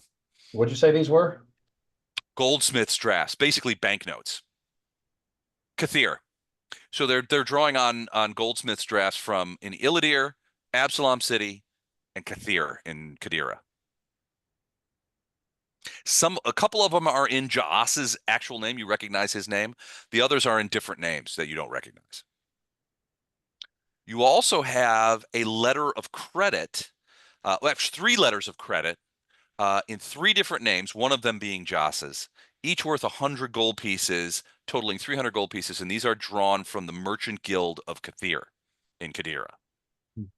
Now, these documents would probably be, if you could demonstrate ownership to them, they would function in many ways. If you could get to a bigger city, you'd be able to trade them like bearer bonds. All right. Merchant Guild of what? Where? Merchant Guild of Kathir, Katheer. It's the capital city of Kadira. Kadira is a fair distance from where you guys are now. Mm-hmm. But it might give you indication of where Jaas maybe comes from originally. Mm-hmm. You see in one small leather pouch, you find a splendidly cut diamond, a single diamond worth 500 gold pieces. In a pouch similar to that, you find a ruby ring, non-magical, worth 250 gold pieces. A necklace made of emeralds, worth 350 gold pieces. And a pair of sapphire earrings worth 150 gold pieces. A lot of jewelry. How much was the earrings? 150 gold piece. So a fair amount of expensive jewelry. A masterwork dagger with a jeweled hilt, total worth about 400 gold pieces. Unlike all the jewelry you just found, you find a pair of finely balanced throwing knives, effectively +1 to hit, masterwork, each worth 50 gold pieces, but worth probably 200 as a matched pair. You find a set of masterwork thieves' tools in a sort of a tool wrap, in a roll-up thing. You find 3 vials that are labeled helpfully as drow poison, worth 200 gold pieces each for vial. Each vial has 3 charges, so that would be 9 doses of drow unconsciousness poison. There's 2 vials of wyvern poison, each with 1 dose, but they are worth about 1,200 each. Wyvern poison is lethal. It's quite lethal. I'll just give you an idea of what wyvern poison can do. It can kill you. It can kill you. Yeah, it does con damage. Yeah. A poisoner's kit, which is essentially gloves and sort of things, worth 50 gold pieces. This is to keep when you're compounding poisons or working with poisons, to keep you safe, essentially. You do find another big envelope full of papers. You look inside, and they look to be in many ways documents, travel documents, fake identifications, travel permits, safe passage documents in a variety of names. Only some of those names are Jaas. Right. These look like safe passages. Most of them are for use in the region. So Sargavin, it's get you past Sargavin checkpoints. There's one that represents a person as a resident of Sequin, another that represents them as a resident of Bresk. There were, some of them have dwarven names on them. A disguise kit with all kinds of disguise stuff, including wigs, cosmetics, false hair, beards, and mustaches, worth 25 gold pieces. You have some letters, all addressed to Jaas, that have various kinds of information regarding not only local nobles in Bresk, some of the people of the council that seem to be, secrets and scandals, that kind of stuff. It's nothing. It's mostly salacious stuff, like this one is sleeping with that one, or this one's cheating, that kind of thing. Potentially might be worth something to the right buyer. You're not sure how to even praise something like this from a blackmail standpoint. There is another bag, which is a collection of more coins, various different denominations, all Sargavin, all told about 300 gold pieces. copper, silvers, electrum, all kinds of different things, but it's all Sargavan mint. This looks like local working cash, where the others are maybe, you know, for different kinds of things. And then finally, you find a large ledger that has contracts, payments. It looks like this might be Jaas's personal ledger. It goes back years. The names and stuff like that are all in code, but there are names. There are amounts. You just a quick breeze through it. Like I said, it looks like it goes back years, and it looks like, at least from what you can tell initially, now you'd have to have, you know, some cryptography done on it and try and see if you can put together the codes, because there's no obvious names to it. But it looks like Jaas, what this seems to indicate is that Jaas has historically been a fairly successful and prized free agent for various kinds of groups of people and individuals for nefarious activities. I mean, you can see some codes that seem to indicate thefts. You see some codes that seem to indicate assassinations, various other codes that you don't recognize that don't fit either of those kind of things, but seemingly, you know, other types of activities. What about the last few weeks? What do those codes look like? The last few weeks, if you look at the last few weeks, you do see a couple of entries. There is a coded set of names, you know, a coded name that repeats, and you see, interestingly, you see a couple of different payments. The first payment looks to be 200 gold pieces, and that was about 5 weeks ago. The second payment looks to be 2,000 gold pieces and was about 3 weeks ago, roughly coincides with the time of the assassinations. Right. The next one, there's another one. The next one is about a week and a half ago, and it says 500 gold pieces. And then there's another 500 gold piece payment that took place 2 days ago. Now, you don't see any of that money here. It seems like, you know, so you're talking about over 3,000 gold pieces worth of thing. There's not 3,000 gold pieces worth of coinage here. So maybe it's been spent, maybe it's stored somewhere else. It doesn't look like the payments for those are in this chest, but they do all seem to come from the same coded thing. If you look for that name back in the book, you can see about 6 months ago, there's a couple of entries, lower dollar, like 100 gold pieces here, 100 gold pieces there, from that same code.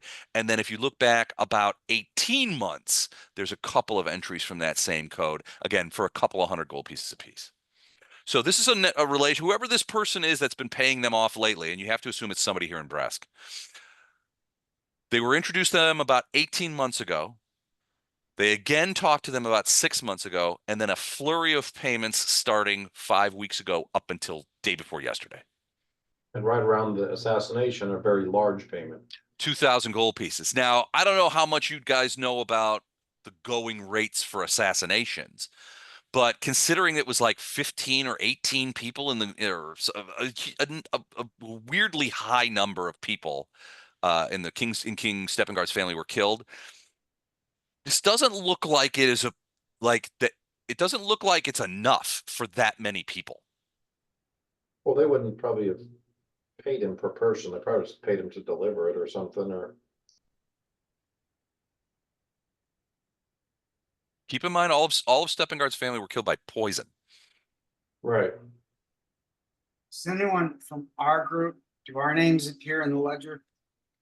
All the names, they don't appear to be like names. They seem to be coded entries. In some cases, you can see, especially early on in the book, it's like obviously false names like Owlbert and Schmengi and that kind of stuff. They're obviously not real names. Oh, no, I know Owlbert and Schmengi. But as you get closer, it's more like alphanumeric codes. It's like A24736 in the name slots. So over time, and again, this ledger goes back several years.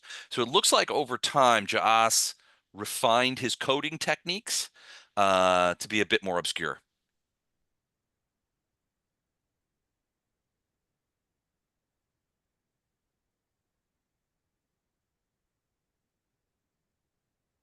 Okay. Other questions? Is there any logic, rhyme, or reason to the codes? or do they seem totally random? They do say there does seem to be, I mean, you can see certain alphanumeric codes recurring, which you can only assume is the same person is contracting Jas's services at different times. So certain codes will recur. You don't I mean, they're alphanumeric. I mean, some sort of there's probably some sort of cipher to it. But just looking at it, I mean, there's nothing that obviously just pops out at you and says, "Oh yeah, this is a thing." Well, we read those books that had ciphers. Would those correlate? The book codes? No, you don't think this is a book code. This is some sort of like personal uh coding system or ciphering system that Joss uses that he uses solely for this particular thing. A book code is like usually you'll see is like a series of numbers, right? Which refer to page, sentence, word, right? So and basically that's how you thing. As long as for a book code, the two people the writer and the reader both have to have the same exact book. And so what happens is you'll the code itself just looks like a series of numbers. And what happens is that the person on the other end decodes the numbers by looking up the page and the sentence and the word, and then using each set of numbers, complete the complete the message. This doesn't look like one has that. the first edition, the other has the fourth edition. Code Is that won't gonna work. be a problem? Yeah, it will definitely be a problem. Oh, okay. No, they have to be the same exact versions of the published book. Now, when you guys were looking, that's an interesting point that you make, Titus, because when you guys were looking at the books, several of them seem to have marks in them, that kind of stuff.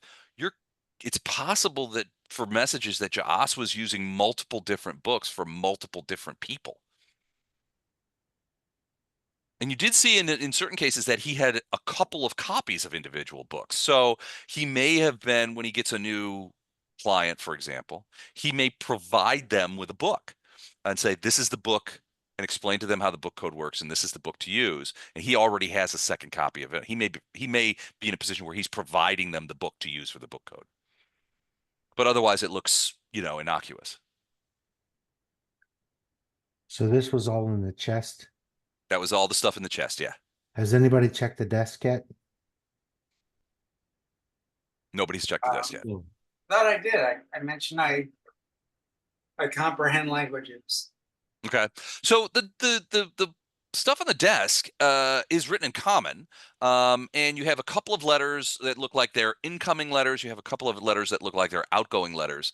The outgoing ones look like they are addressed. They're certainly local origination. So the idea is, and most of them read like, "Hey, yeah, I want you to make sure that you take care of that thing we talked about.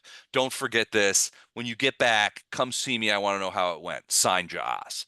There's a couple of, and some of those letters are like that. They're not coded in any way, and there are names on them that look like names. I mean, Joss assigns his own name on that kind of stuff. It might be correspondence between members of his gang from him that may not be in the same, that are going on missions for him or that kind of stuff.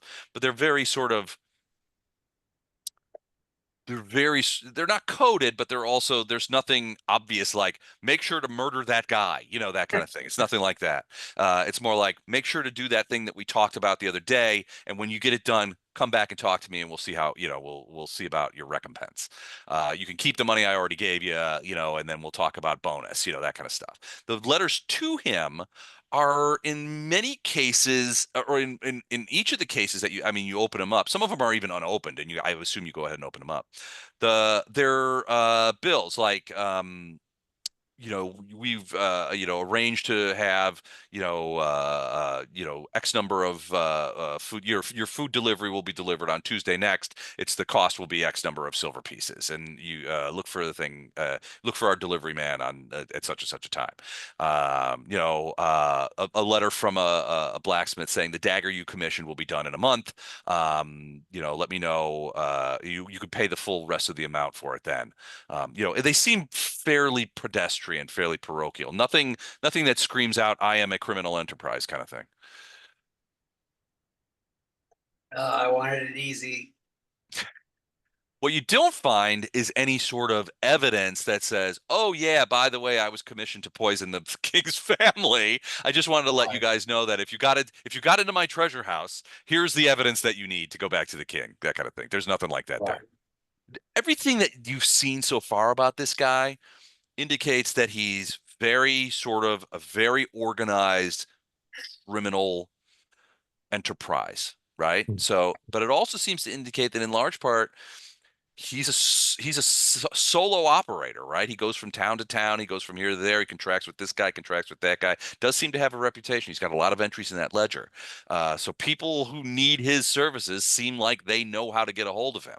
But like it sounds like he came here and sort of scared up some of the local organized crime guys to be on his team, and has been using the cover of like local new organized crime guy as sort of a cover for other operations, because it doesn't, everything you see here does not scream out organized crime. It screams out solo operator, multi-jurisdictional, contract only.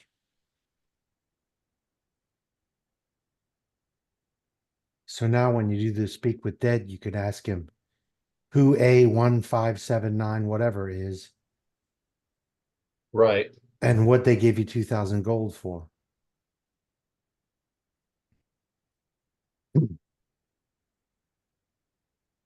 But at That's this not- point, I think I'm if I can word that as one sentence or one question. well, yeah, and I'm sure we've Is that one question? Yes. Really? Yes. Damn it. son of a.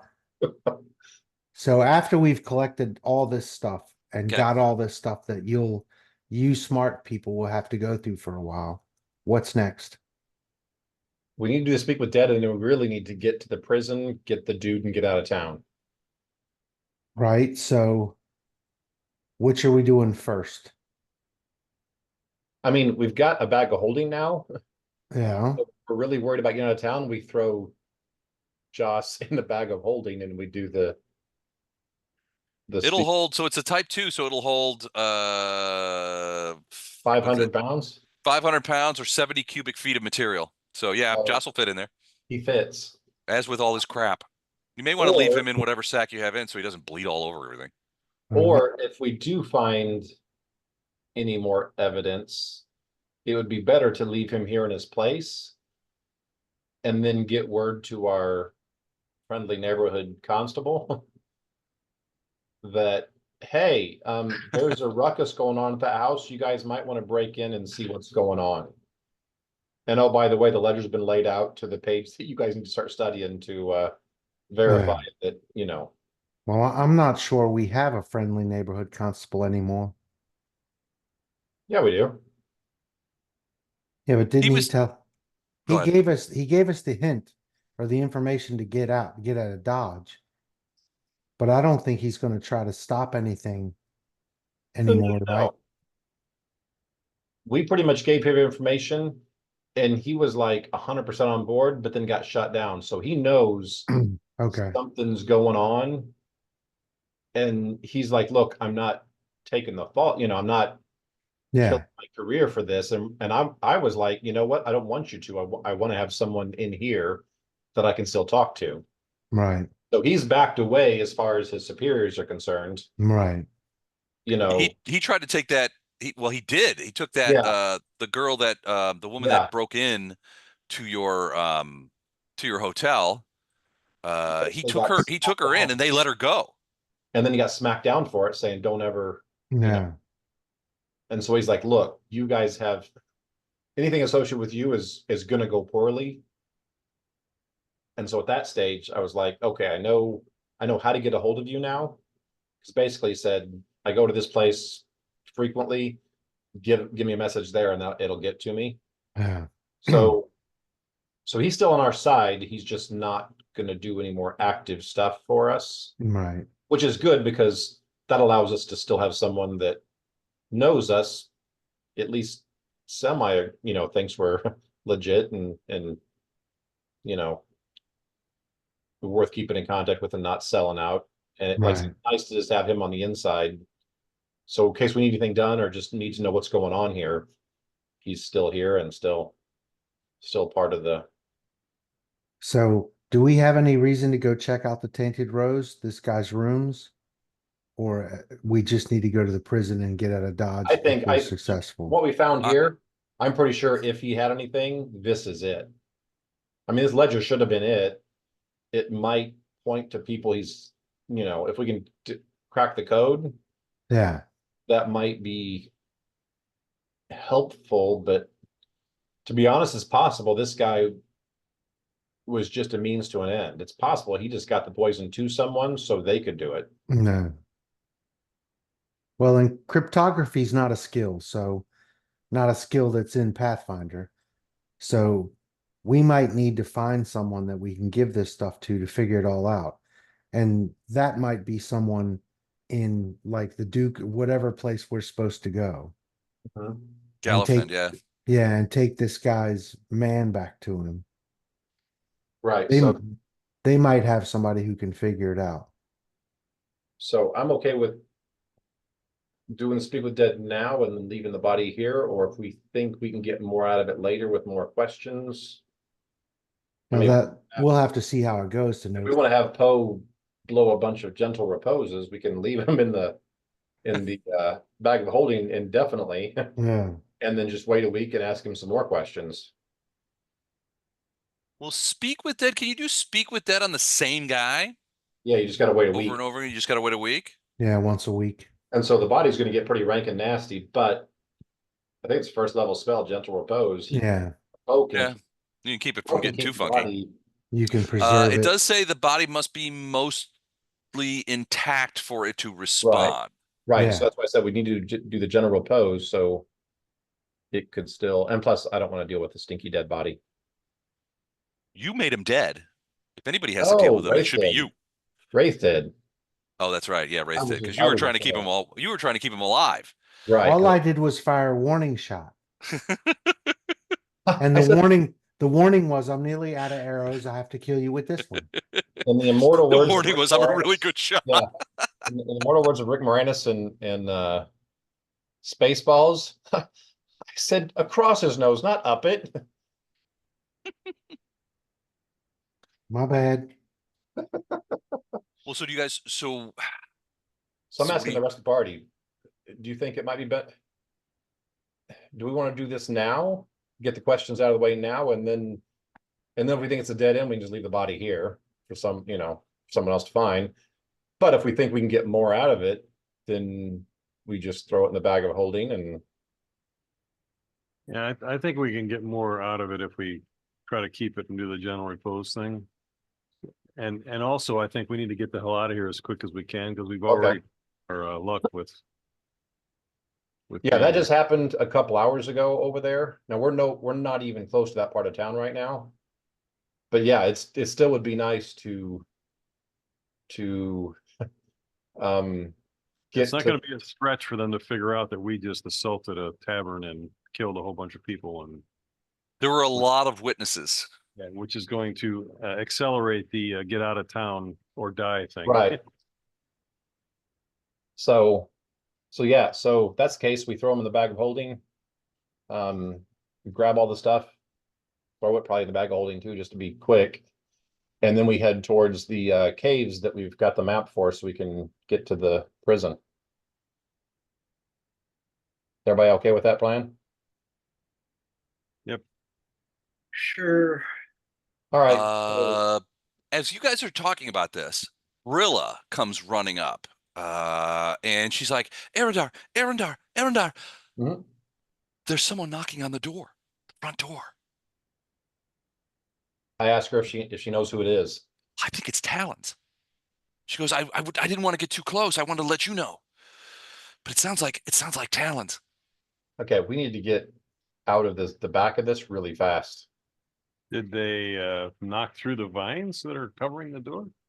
I didn't see what they were doing, but at least a couple of them have torches. Maybe they just chased them back. Okay. We need to there's a back door that I really don't want to go out. Yeah, unless it's pushing us to that back door. I know he is. No. But there's got to be like in the bathroom, there's a back window. We could open that window and just crawl out that window and Yeah, above the tub. You got a rope? Yeah, There's bush, several. there's a thing of bushes underneath it. So And yeah, it is hidden from the front. Yeah, I mean right. theoretically you go out that way. Go out that way and then take off. Let's do that. I'm gonna grab my rope and start tying it onto the tub or onto something. Yeah, the that back area underneath that window is hold on. That back area underneath this window, so underneath that window, there's like a little bushes, but there's also like a little shed here. But it's also hidden from the front. This alley goes all the way to the front, so you might be able to get out of there without being seen from the front. Right. So let's go that way. I'm like, so I'm gonna tie my rope to the tub. Wraith, you probably want to go first. I'll be the last one out. But then yeah, we need to head out back and then start heading towards the caves. Okay. Everybody going down the rope, give me a quick climb check just to make sure you don't fall off. DC is going to be pretty low because you're only on the second floor. You're just climbing out of a bathroom window. We've all been there. Climb. Okay. Let's see. A couple of fours. An 8? Good lord, that's terrible. All right, so you guys are rushing down there, and those of you who gotten fours kind of slipped the last few feet. There's no problem with that. The DC was 5, so I'm gonna let you. But you get down there, you do causes a rattle, and you do hear some talk from the other side. It's like, did you guys hear that? I don't know. What do you think? Could be. You two go around there and check.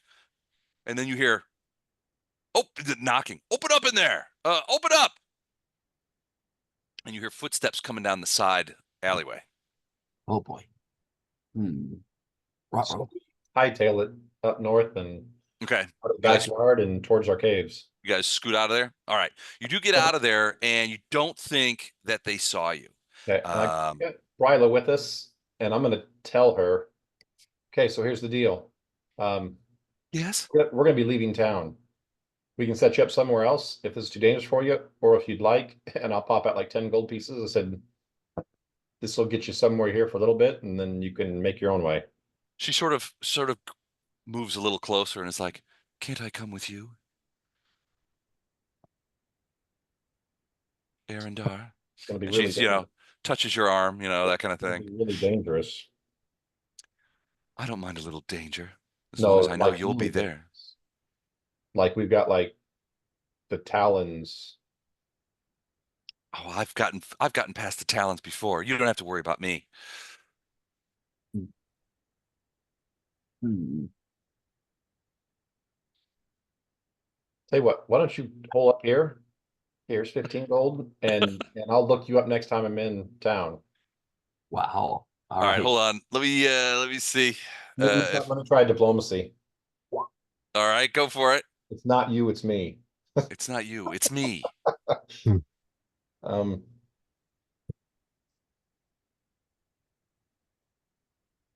Okay. All right. Okay. So she seems to accept this. Certainly the 15 gold put a positive spin on that. So she's like, okay, but I expect to see you soon. And she sort of blows you a kiss as she scuttles off down the other hallway. Will do. Not. All right. So if you guys will remember, you did from the cartographer, I believe, was it from the cartographer? I think it might have been from Humphrey, the guy who delivered the note. Had a no, it was from the cartographer who gave you a map of what he called Godefroy Prison. And basically he said, look, this is a general outline of the prison. You have the cells here in this, I don't know if it'll even work. Hold on. So you have the cells sort of in this area, up to the north there, and then off to the left are various kinds of administrative offices, that kind of thing. That's where the guards will be. The normal entrance is this area. You see the area that shows the tables? Sort of the upper left. Oh, No. Yeah, there's like a little walkway next to it. That's the entranceway that goes up to so it's sort of underground. That entranceway goes up to the surface where there's another set of administrative intake offices, that kind of thing. In this case, what you've got is here, let me make this bigger. What you've got is the cartographer basically said you would come from the bottom right. There's some caves in there, largely unexplored, but they do connect to the administrative offices on the southernmost administrative office. And the reality is that it's probably only plastered over there. The cartographer definitely thinks there's a hole there that leads into those things. They probably just covered it up to keep cave crap from coming out, bats, things like that, from coming out into the thing. So it's probably covered, but it wouldn't be, according to the cartographer, it wouldn't be a hugely difficult thing to get through. Okay. So you guys think going in that way or busting into the actual cells? Oh, no. Well, Well, we don't know what cell the guy we want is in, No. right? But if we go into the office, we are either subduing or killing all the guards in here to get to our. what about this spot Right. down? What about the spot down on the very right end where the big space is? But yeah, if we do the cells, potentially with Wraith's skill set, we can get out of the cell we break into, get to where we want, and get out without having to interfere with any of the guards or That administrators. last room might not even be a cell. I mean, it doesn't look like it has a toilet or whatever the heck all the cells have. It's just an empty, see it at the very right? Right. Does anybody have a way to go through concrete or stone or any of that kind of thing? I do not. Not quietly. Well, keep in mind this prison is underground, so and according to the cartographer, rarely used. Just for political prisoners. Mm-hmm. Yeah. So yeah, so I'm okay with either way. It'd be easier to get in the office, but like I said, if we do that, we're committing to, like I said, either subduing or wiping out every guard in this place Yeah. to get to this guy. On the other hand, you've already killed several citizens of Bresk in a fairly open and public manner. Those were criminals. As far as Ono knows, we didn't do any of that stuff. What? Ono's like, no, we just defended ourselves from criminals that attacked us. Yeah. Oh boy. And granted, there's some truth to that. The only people we killed were either organized crime people or other crime people. So it's not like. Yeah. It's okay. It's okay to murder criminals. Oh yeah, as far as Arendar is concerned right now. Guilty because we say they're guilty. Yes. The Talons Okay. seem to be okay with that. Yeah. Well, when you guys left the Velvet Rose, the Talons had arrived and were sort of investigating. So No, I mean killing people because they said yeah. they were guilty. They seem to be good with that. Yeah. well, you know how cops are. They only really support killing when they're the ones doing it. Yeah. We were just pre-killing them for them. So let's just do the same thing. Killing them. It was only a matter of time. We were saving them some work. So we're actually on their side, see? Cops are all about not doing work. We did that for them, so they're actually probably secretly celebrating us. Hey, Sounds Les, like with stone shape, could I shape a stone wall into a stone door? But you could shape a hole in it very easily. And stone shape is what those gloves have that Illandar has an A-team. It's basically just gloves that have that permanently on them. So according to the stone shape, you can form an existing piece of stone into any shape that suits your purpose. While it's possible to make crude coffers, doors, and so forth with stone shape, fine detail isn't possible. So yes, door is specifically mentioned. Then we have one spell that we could use to do that. Sweet. You Good job. you could make an archway or Yeah, you could just poke a hole in. Matter of fact, Yeah, we can avoid interacting, hopefully.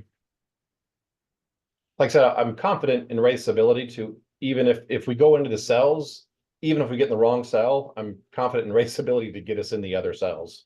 speaking of which, can you give me the masterwork thieves tools? Yeah, Thank you. I took them off the list, so put them on yours. Okay. Masterwork gives me +1, right? +1, yeah.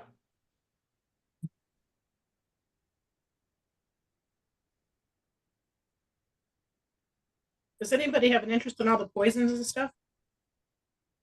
Nope. Anybody else? Yes, not out loud. Not that I'd admit in front of people. Not that I'm gonna tell my bougie brother. Yeah. All right, you guys, you pay off Brilla and she takes off. You guys make your way to the areas that the cartographer said were entrances to the caves below, and you really don't have much of a time. But you're going into a different direction away from the Talons. You're wondering why they were showing up at Jaas's house and knocking on the front door, and prepared with torches to chase off the vines that they apparently knew were there. Because they're Yes. bent. But He's already paid them or already, yeah. yeah, you Crooked. didn't spot they didn't spot you, and you're heading in a direction. Everything seems relatively normal as you go through. You do find that the entrance that the cartographer mentioned, it's actually a storm drain of sorts that is for draining away various kinds of weather related issues. And you manage to get down there. The caves themselves give every indication of being the sorts of caves where teenagers have been known to go and smoke lotus. There's some painting on the walls and various graffiti. But the deeper you go into it, the less of that you see. And if you follow the cartographer's map, you do seem to wend around. It takes a little while, and you go fairly deep into these caves. There's some tight squeezes and that kind of stuff, and you have to duck your heads, and at some points you scare up some bats and things of that nature. But nothing untoward seems to happen to you. You eventually find yourselves at the point where you think, I think this is it. This is the place that the cartographer said. And there's like a little gap in the cave where you guys can see in. And apparently you can't see in there. So put a little light there. So at the top, you guys are at the top here. You guys can see yourselves, correct? Yes. Yep.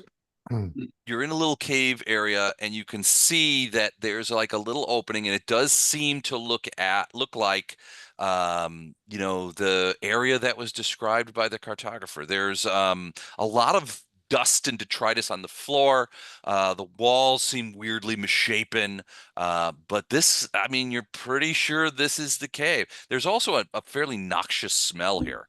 You think Sorry it's about that. well, it's not you guys. You think it's some sort of biological waste smell.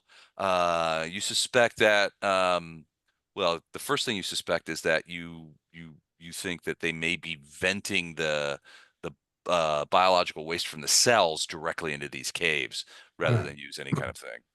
But it is funky down here. Yeah. We're in a sewer.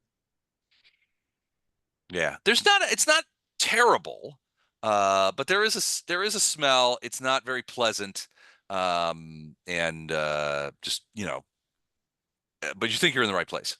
Yeah. Can you pull me? Because I can't see literally me. Okay. Here, actually, you know what? Let me put another. Put it right. Just put me right here because I'm gonna use stealth. Okay. I'm gonna put another thing in here. Hold on. to get to the entrance. I'm gonna put another light in here so you guys can see yourselves. There you go. That better? Yeah, I'm guessing. Okay. Make sure to use your alt keys so you don't end up in the walls and things of that nature. All right. So 20 stealth. All right. You're moving forward, and it's fairly smelly. But your guess is that whoever's living in there is it's venting. It smells like biologicals. Yeah. They're using it as a sewer. What are any of the rest of you doing anything specific as Wraith sort of wends his way ahead, Vondram and Poe sort of move ahead? I'm going to attempt to stealth. Okay. So low as cover, otherwise I'll stay far behind, as far behind as I can. What is What your are you? stealth? 14. What were you casting? Stealth. I'm just Oh, trying stealth. to move as quietly as a cumbersome dwarf can move. Okay. Well, Wraith is making more noise than he usually does. So I mean, there's a lot of like loose rocks in here, a lot of dust getting kicked up, that kind of thing. It's not a pleasant place, and it's fairly dirty in here. More so than some of the other, especially closer to the surface, some of the areas where where various teenage dwarves have been hanging out. This is more cavey, because it's pretty deep.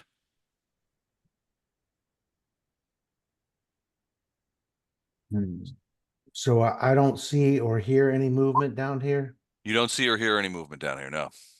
So Even I'll with try to. 30. Yeah, I'll Keep try. an eye behind us too, Les. All right, so well, before you go, Wraith, with a 32 perception, you're looking around and you see a couple of things. One, it looks like, I mean, you're not a caver by any stretch of the imagination, or a Yeah. spelunker, but the area in front of you looks, I don't know, weak. I don't know. The dust is not as thick. I don't know. There's something about in the space in front of you that is a looks a little sketchy. Second, as you're looking over at this wall over on this side, Mm-hmm. if you're not mistaken, it looks like there's an arm hanging out of the wall. Arm. Yeah, just hanging down. It's very sort of dun colored, almost stone colored. You're not sure if it's like dust covered or what, but it looks like a human arm just sort of hanging there. You don't see any other pieces, but it looks like it's just sort of attached to the wall or attached to something embedded in the wall. No. Fresh arm, or is it an old decayed arm? Can't tell from here. It looks fleshy. I mean, it's not bones. It's definitely an arm. Is it dead? It's not moving. It's not And you moving. don't see anything else. Lorelei, give me a perception check. Is Lorelei looking at that wall to see if she can see anything else with the arm? Yeah, hang on. Here's a stealth. Okay. And there's perception.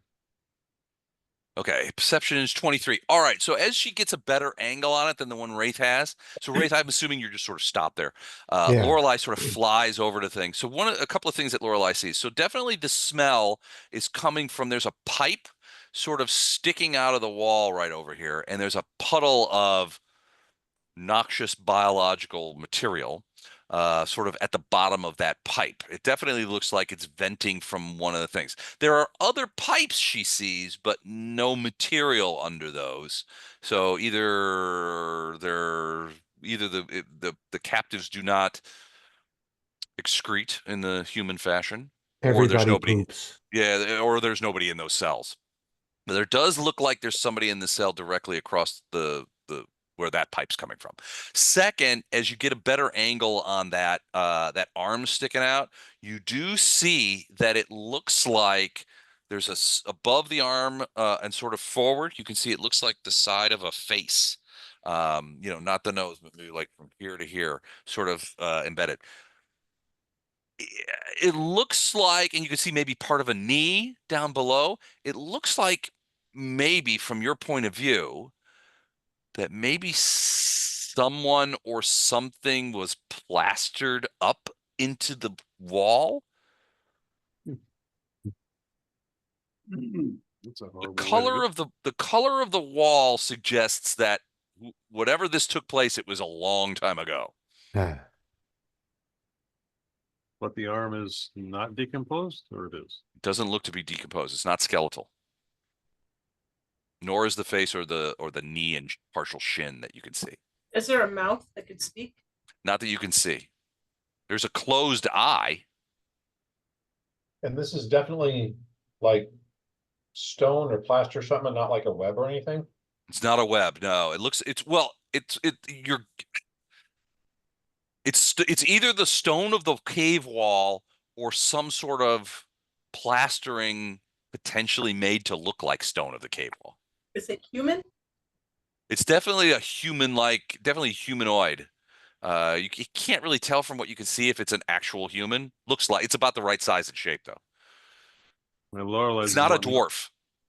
Lorelai will stay far clear of that. I was Okay. gonna say, poke at the eye, poke at the eye. You go over to the crap coming out of the wall and say, looks like somebody's kept in this cell. Yep. Well, she's flying, right? We need to figure out what's going on the floor. The area in front of me looks like it's a little weak. So I'm gonna wave Vondram forward because she's a dwarf, so she's got like stone stuff that she can stop and look ahead of us and see if she sees anything funky. Okay.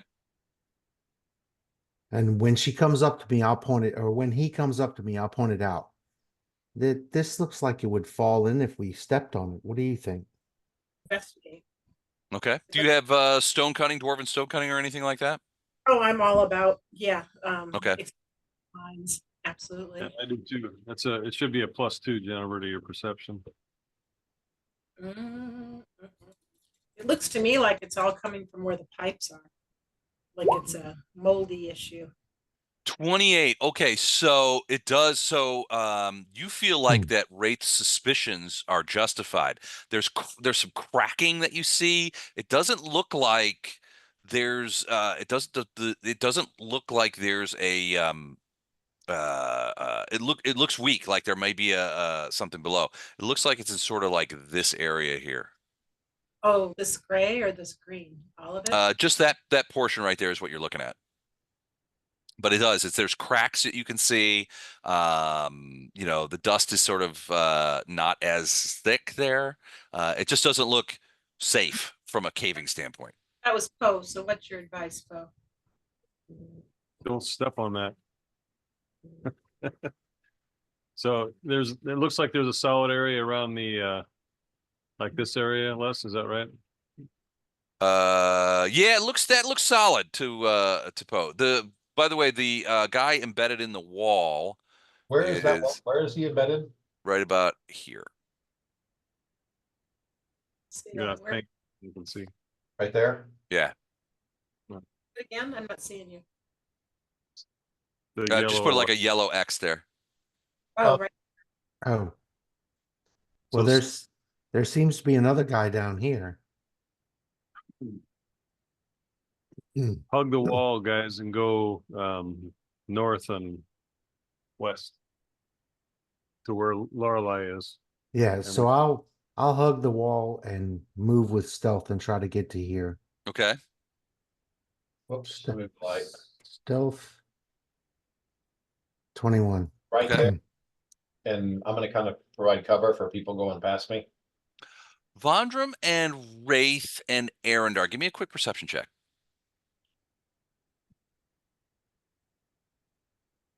26 or 27, depending on what I'm looking for. Okay. All right. So all of you here, so you know that area that Vondram was like, yeah, that's unsafe. We got to stay around that. You feel like you hear something moving around underneath there, and maybe sort of a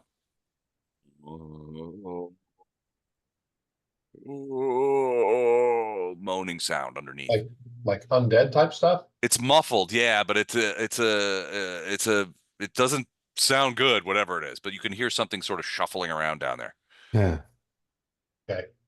I've got weapons out, shield out. I'm ready to engage something, but I'm gonna stay right there while people go around.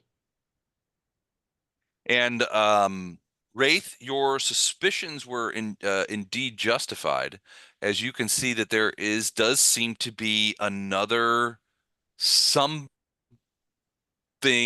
embedded in the wall over there. You can see this one is more obviously embedded. You can see the bulk of a leg in the lower part of a second leg, a bit of abdomen, and more of a face. Okay. I'll quietly point that out to people near me that there's another thing in the wall.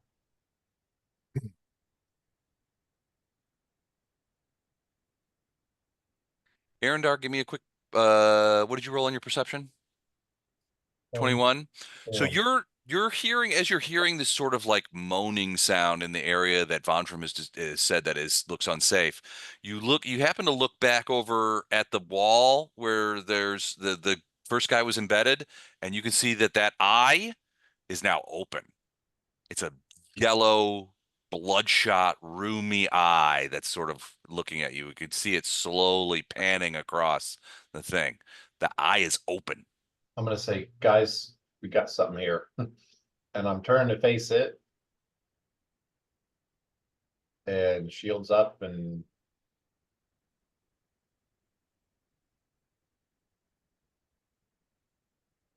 Okay. As you do that, you can see that there are cracks forming in that stone thing that's holding out. And after a second or two, a big crack forms in there, and a creature sort of falls out in front of you. Doesn't fall to the form, it sort of stumbles out onto the ground, onto the area next to you. And the creature sort of looks like this. Ah, Comes Uh-oh. out. Well, oh, And he's Oh. broken out of the wall and tries to attack you. Let's roll for an ish. All right. Here comes trouble. All right, let me see. Where am I?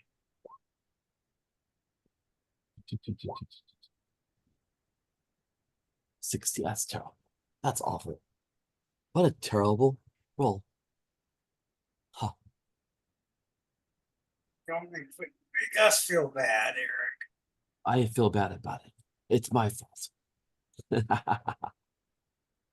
All right, one It's all second my here. fault. All right. Well, so you beat I'll us. punch the zombie last. No, I think I'm going after you. Excellent. Yeah, there's Thank you. several people that scored lower than you did. Okay. Yeah, so it just sort of falls out of there. What did you guys get? Hold on. Who's the 16 that did the light? Uh, Who got a 16? I rolled a 16. You didn't do Thank you, you. you did the light. Wait, what's that? All right, let's get you in there. You did clicked not. you clicked on the light and then rolled your initiative, so it doesn't come up in their name. He can clicked fix it. on the Can you light? try it again? Sure. I will roll again. Here we go. I roll an 18 this time. All right, we'll just keep that for you. What'd you get last time? 16? 16, it's fine. Tell you what, I'm going to delete that again. Can you do yours again? Initiative. Yeah, please. Click on you. Here we go. I roll a yes, a 13. Quit clicking on the light, dude. Wait. What light?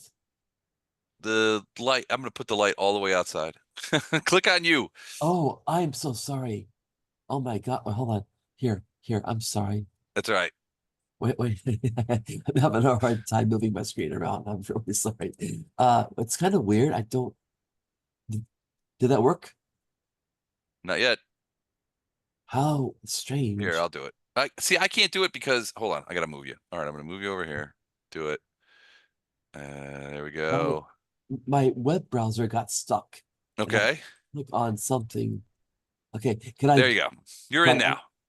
Titus, did you get in? Thank you. Yes, All right. but I think I clicked on the light. Should I redo it? No, let me do it. What'd you get? God damn 10. it. Okay. Good. And put you back where you were. Excellent. I think we got. Is there anybody missing? Wraith, Arendar, Poe, Vondrum. Did you roll initiative? One of the first ones, 23.1. Okay.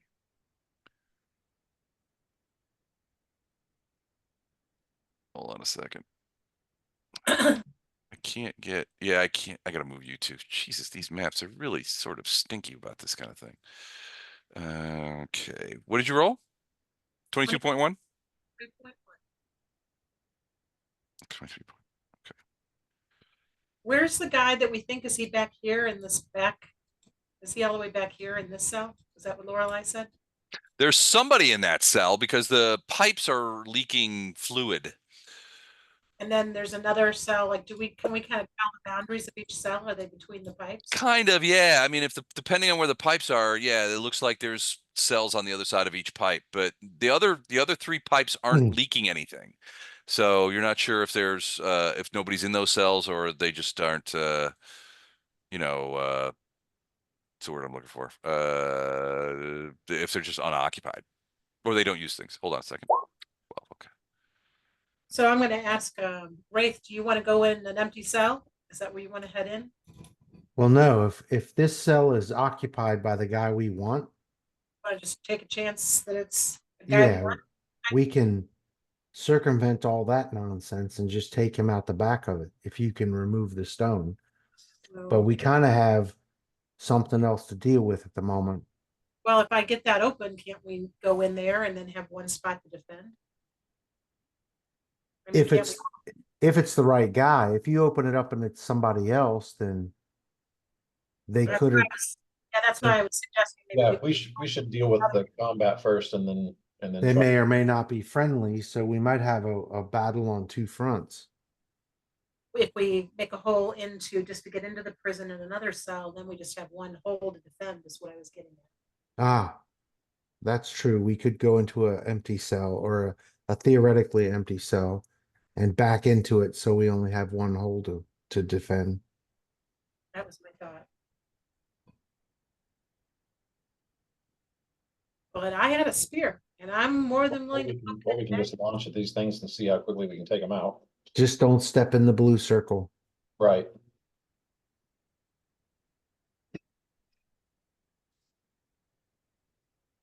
Okay, so if that's what you want to do, Vondrum's first, right? Yeah, Vondrum's first in the initiative roll. And then this guy came out. We said seen him in the wall, and then he popped out. Yeah, he sort of like his eye opened and he broke out as Arendar got close to him, and it sort of alerted him. So he broke out of the wall. You can still hear sort of like moaning and shuffling underneath the surface of the thing in that area that you looked at and felt like it was not very secure. But this thing is basically Arendar passed too close to him. All right, so Vondrum, you're up. Then I'd like to create a pit under him. I don't Okay. really think break into the area that's possibly hollow underneath. Can I do it under the whole wall that like center it right here? Yeah, sure. If you create a pit, it's on a different plane. It doesn't actually go down to what's below you. Oh, it doesn't break into that? Yeah, it doesn't affect the physical space around it. It just opens up a pit that basically goes into a 30-foot extra dimensional space. Okay, so I want the edge of the pit to go right to the rotten space, because I don't know if they'll walk on the rotten space, and if they do, maybe they'll just bust through it themselves. Okay. What is the All right. blue? I missed what the blue circle was. All What's that? right. That's the weak spot of the ground that you spotted. So you wanted something like this? Yeah, that's pretty good. Okay. All right, so you're gonna create pit. Hold on a second, I gotta put it in the back. Okay. And I'm gonna hustle over here. All right. So as That makes that sense. happens, he has to make a reflex save, yeah? Yep. So Jennifer, you have to give us a DC. All right, here's the roll for that guy. DC. Basically falls right into it. He Sploosh! failed. Falls into it. Does he take, is it 20 feet deep? It is 10 10 feet deep. by 30. 10 by 10 by 30. It's Okay. 30 feet, so it's 3d6. Okay. 30 feet. Okay, so it goes down. So go ahead and roll the 3d6.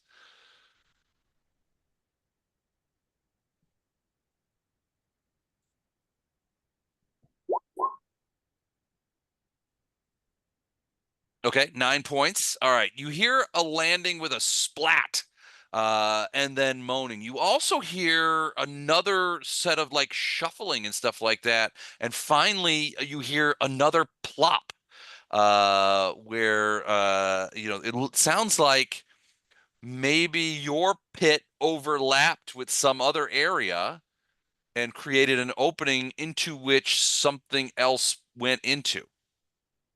Twofer. Take it. Get your pit out of my pit. God darn it. Here we go. All right. And then he took 8. Okay. All right. So yeah, if you look into that pit, you can see that it opens up. Arendar, I'm assuming you're looking down there. So the guy that came out of the wall fell into the pit, but you would also see that it's opened up. So it's sort of opened up into another area where another zombie has sort of walked over to check things out and shuffled in and fell down in it.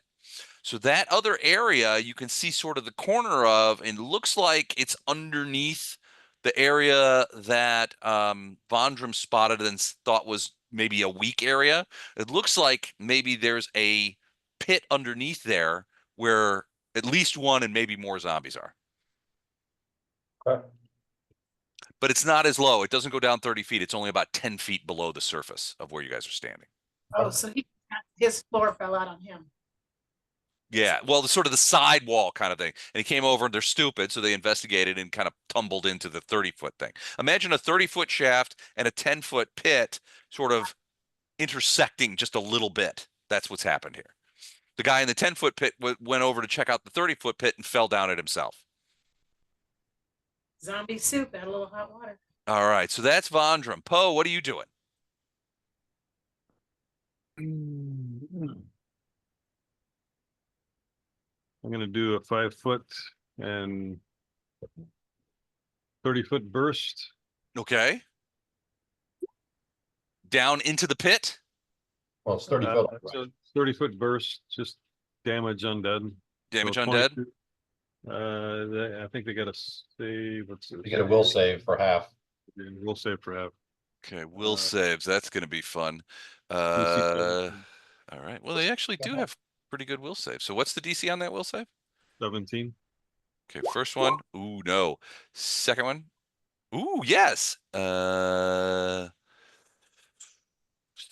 feet. So that transgresses a lot of stuff. So hold on. Wow. Hmm. Wow. Okay. All right. So you burst, and this burst goes in a variety of different directions. First of all, this guy is completely and utterly destroyed. This one, how much is it for half? Yeah. 22 or 11. Yep. 22 or 11. So that one is also, the two guys in the pit are completely destroyed. There's a second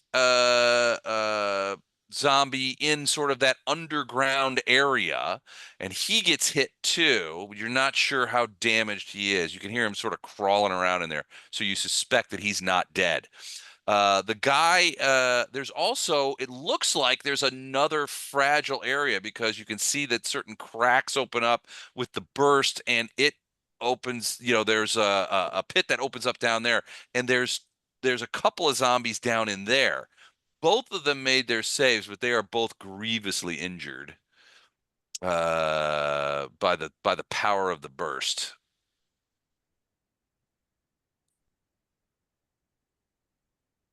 And they're sort of collapsed down there, but it collapses the stone onto them, so they're sort of partially buried down there and that kind of stuff. This one did not make his, so he starts to try and wiggle out of the wall. The burst hits him, and then before he can even break through the plaster stone or whatever it is, he just sort of falls forward, destroyed. What's the blue bar, Les? Is that a regenerative thing? AC. It's for my own use. I can take it off if it bothers you. It's just where I show the AC. I hadn't seen it before, but I noticed it. What about the last one? This guy here. No, this guy. That guy's not there. There's one more you can tell down here. This guy here. He was too far away, I think. 5, 10, 15, 20, 25, 30. That's awesome. That's good. Nope. He's still in range, so he would have to do it. Hold on. 11. So he is destroyed as well. So that burst of energy destroyed. These were pretty rudimentary zombies. Looked like they'd been here a long time. This was probably, from your point of view, was probably set up to dissuade exactly the sort of thing that you guys are contemplating and then largely forgotten about. It does look like from the thing that it is plaster, that these zombies were plastered up against the wall and maybe painted or left in there and ultimately they look like it became very wall-like just because of the detritus and the dust in the air and that kind of stuff. Eventually it looked like wall. But it looks like they were done here purposefully. Titus, there's a couple of worms down there. There are a couple of worms down there if you want to do it. So that's Poe. Wraith, you're up. I'm not going to do anything Okay. because Vondram is going to create an archway in this cell that we think is occupied. Okay. So I'm holding my action to move into that cell. All right. And So you're delaying. hopefully find the guy that we're looking for. But if not, deal with whoever's in that cell. Okay. Sounds good. Sounds good. Oh no. Are you doing anything? Yes, sir. I am all the way back there. So to do anything worthwhile, I'm gonna have to run. And I can't step. Can I step around Titus? You could pass through a friendly square without penalty. Gotcha. Okay. Can I get to about right here? Or even here? Are you going in a straight line? I can try. Don't Like step in right the through blue here? circle. I think this would be perfect if we went just like that. Can I try that? What? 1, 2, 3, 4, 5, 6 squares. You can definitely do that. Thank you. Actually, I'll go there. Can I go one more to here? Do you guys want to warn him? Don't step in the blue circle. You're going to fall through the floor. Don't step in the blue. Where? What? I don't The see. blue circle that's right in the middle of your current Oh, path. right. Oh, right. Ah, okay, great. I see. Oh, the blue circle. Yes, of course. I'm going to pause right there. And can I go around? Yeah, you can go around. You can pass through Wraith by Lorelei. If you want to go, so it'd be 1, 2, 3, 4. What's your speed? 60? 50? 40. 40. All right. So that's 8 squares. So Titus is 1, 2, 3. Wraith would be 4, 5, 6, 7, 8. You would end up 1 square up. So like right there. Thank you. Okay, But great. that's a single move for you. So you do have other things. If you want to keep moving, you can do that. If you want to jump in that pit with the 2 zombies, it's a 10-foot pit, and there are 2 grievously damaged zombies down there, but they're still infectious. I see. So they're down there and they can't get me. Well, they can't get up. So the plan here is like you would pass over the weak floor and fall into the pit and suddenly be set upon by a couple of zombies in each I pit. get it. I get it.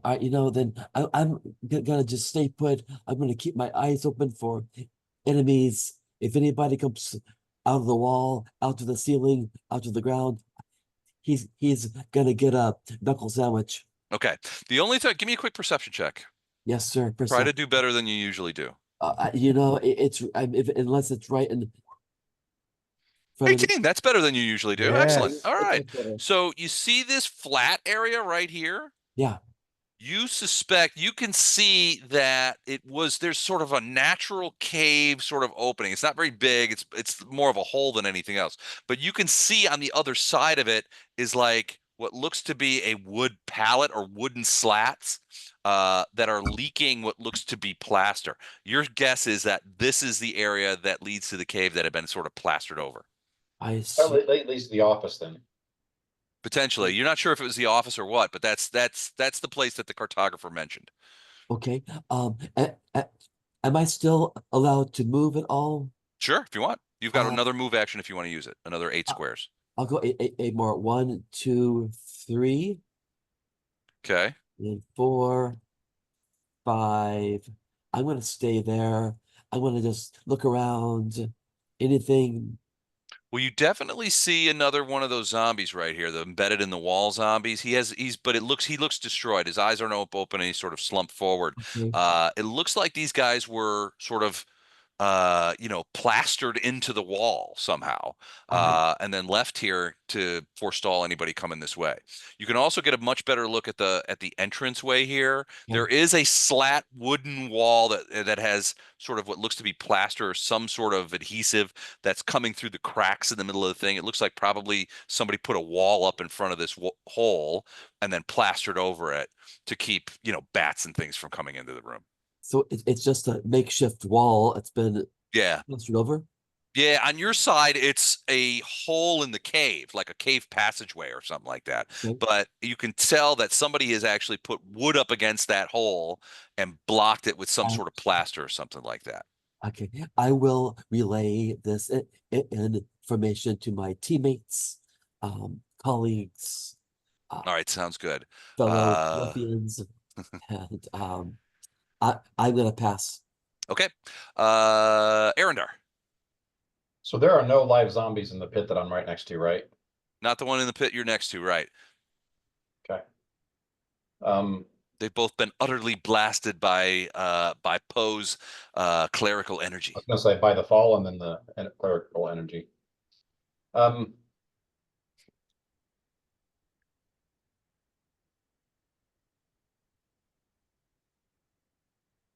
am probably going to. I don't see any more faces coming out of the wall, right?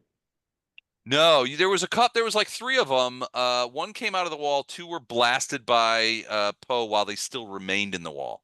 So you don't see any others. Okay, I'm gonna come around to right here. Okay. That's I one. assume you're going around the pit. Yes, Okay.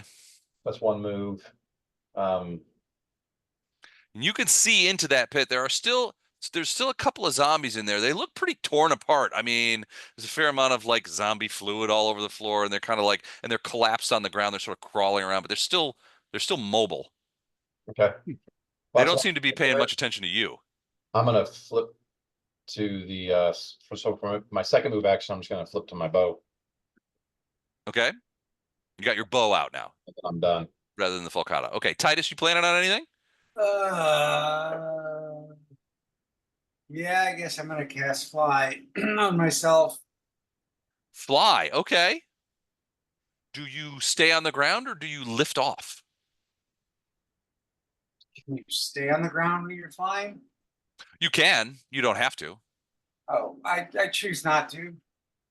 Okay. I'm gonna assume the caves are pretty tight here, so I'm gonna assume that you probably can only go about 5 feet off the ground. Well, as long as I don't fall into the nasty holes, I feel like I'm doing pretty good. Okay, sounds good. I'm gonna put 5 in this number just to give you an indication of how far you are off the ground at this point. But that's probably as high as you can go. Okay.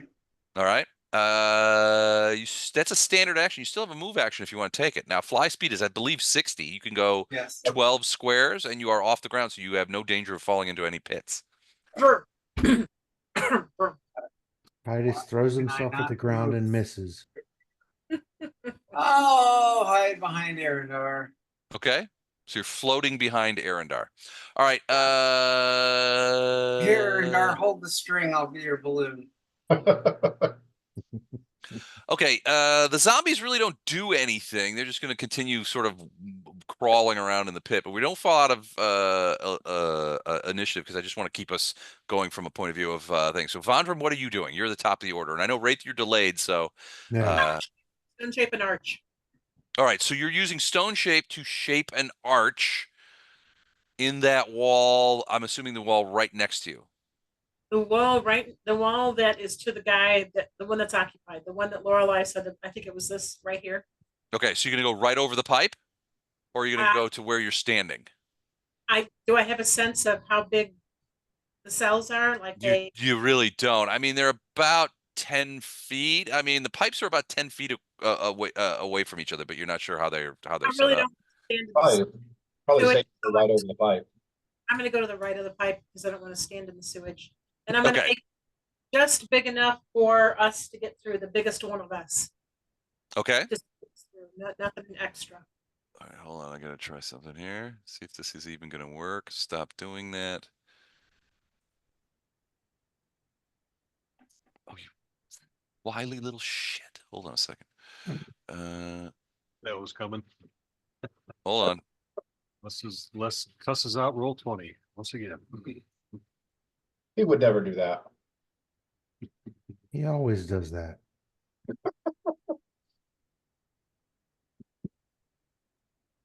All right.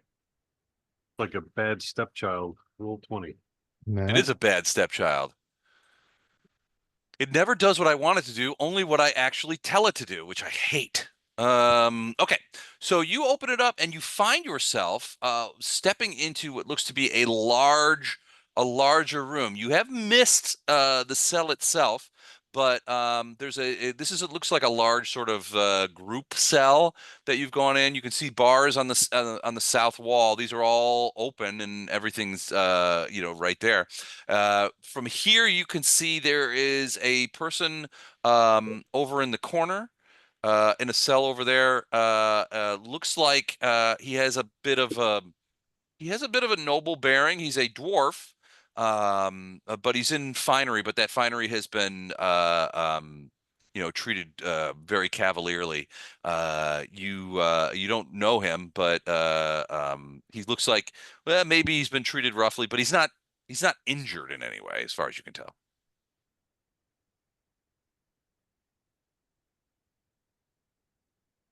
Let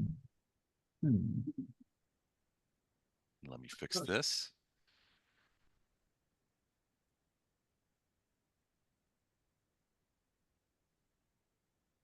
There, that makes more sense. I mean, he does look maybe a little bit worse for wear. But beyond that, it's just you see just the cell block, it looks like. Unless you want to step through. I'm not going to step through. I'm not the best fighter, so I'm going to wait. Okay.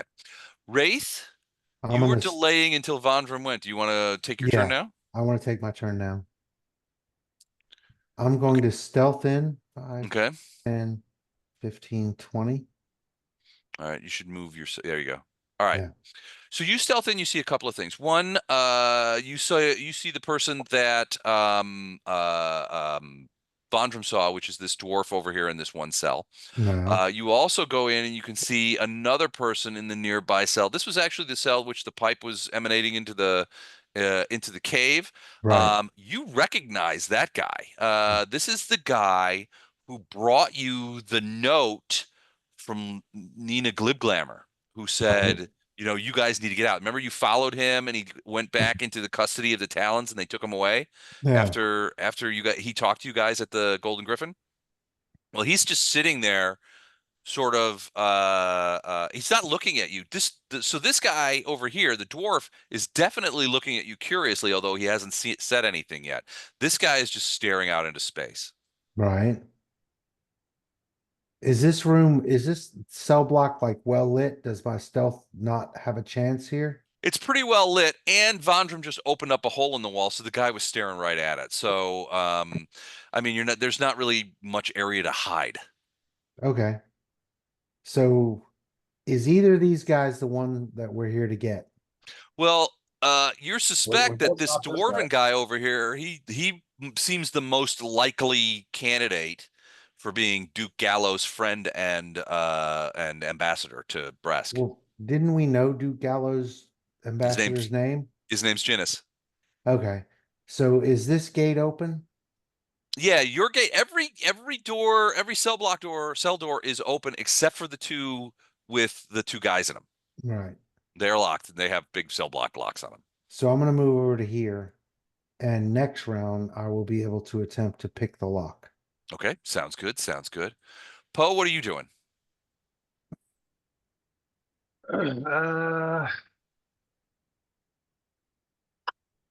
Can't really get to those guys. Well, I guess I can walk around 10. Hey Les, can you give me sight so we can see the other side?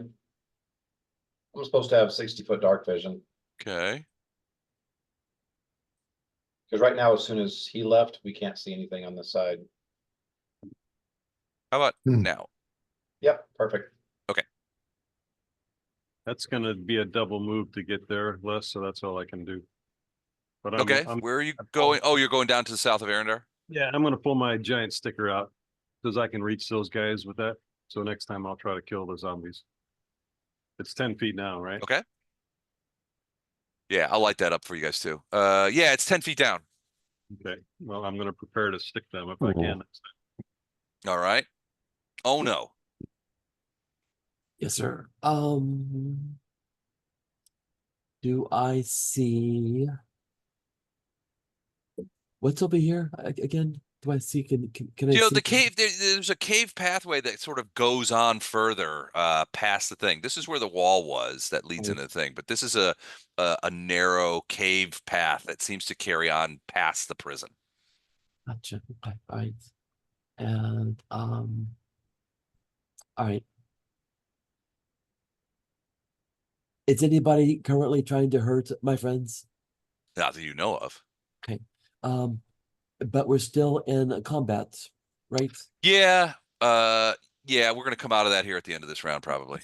Okay.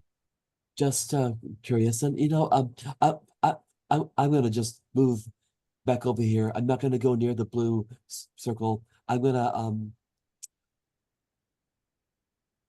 there's not much helpful I can do right now, I don't think. There's, Okay. there's experience points in the pit there, Eric. Yeah, if you want to jump in, you can get a couple of You worms. know, I'm not gonna, I don't want a piece of that. You could probably just drop rocks on them. Is that No, like I probably could, but you know that's unsportsmanlike, you know. they're in pain, out of their pain.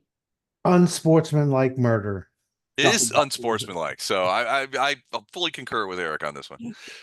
All right, So Ono, you're just going to move around a little bit. Arendar, are you going to do anything specific? Or I'm gonna be very unsportsmanlike. okay, all right. The first attack, 26, 9 points of damage, kills one. That Whoa. is a verm. A verm, wow. Fish in the barrel. Zombies and a Second attack, 14. 14 actually misses. Okay. So no second verm. Can you murder an undead? Well, you unmurder it, I guess. I don't know. You demurder it? I don't know. Re-murder it? I don't know what the I think if it's undead, you actually set it free. Recycle, repurpose, and remurder. So it's a good thing. set it free. Set it free. Yes, you recycled them. That's great. And I'm done. Got it. Okay. Titus?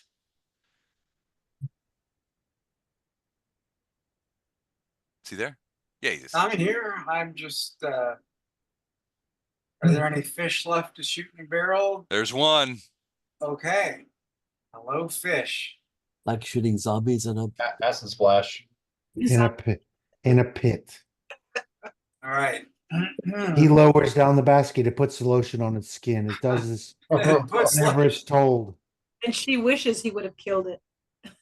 It puts the lotion on its skin, or else it gets the hose again. the zombie says, "Arr."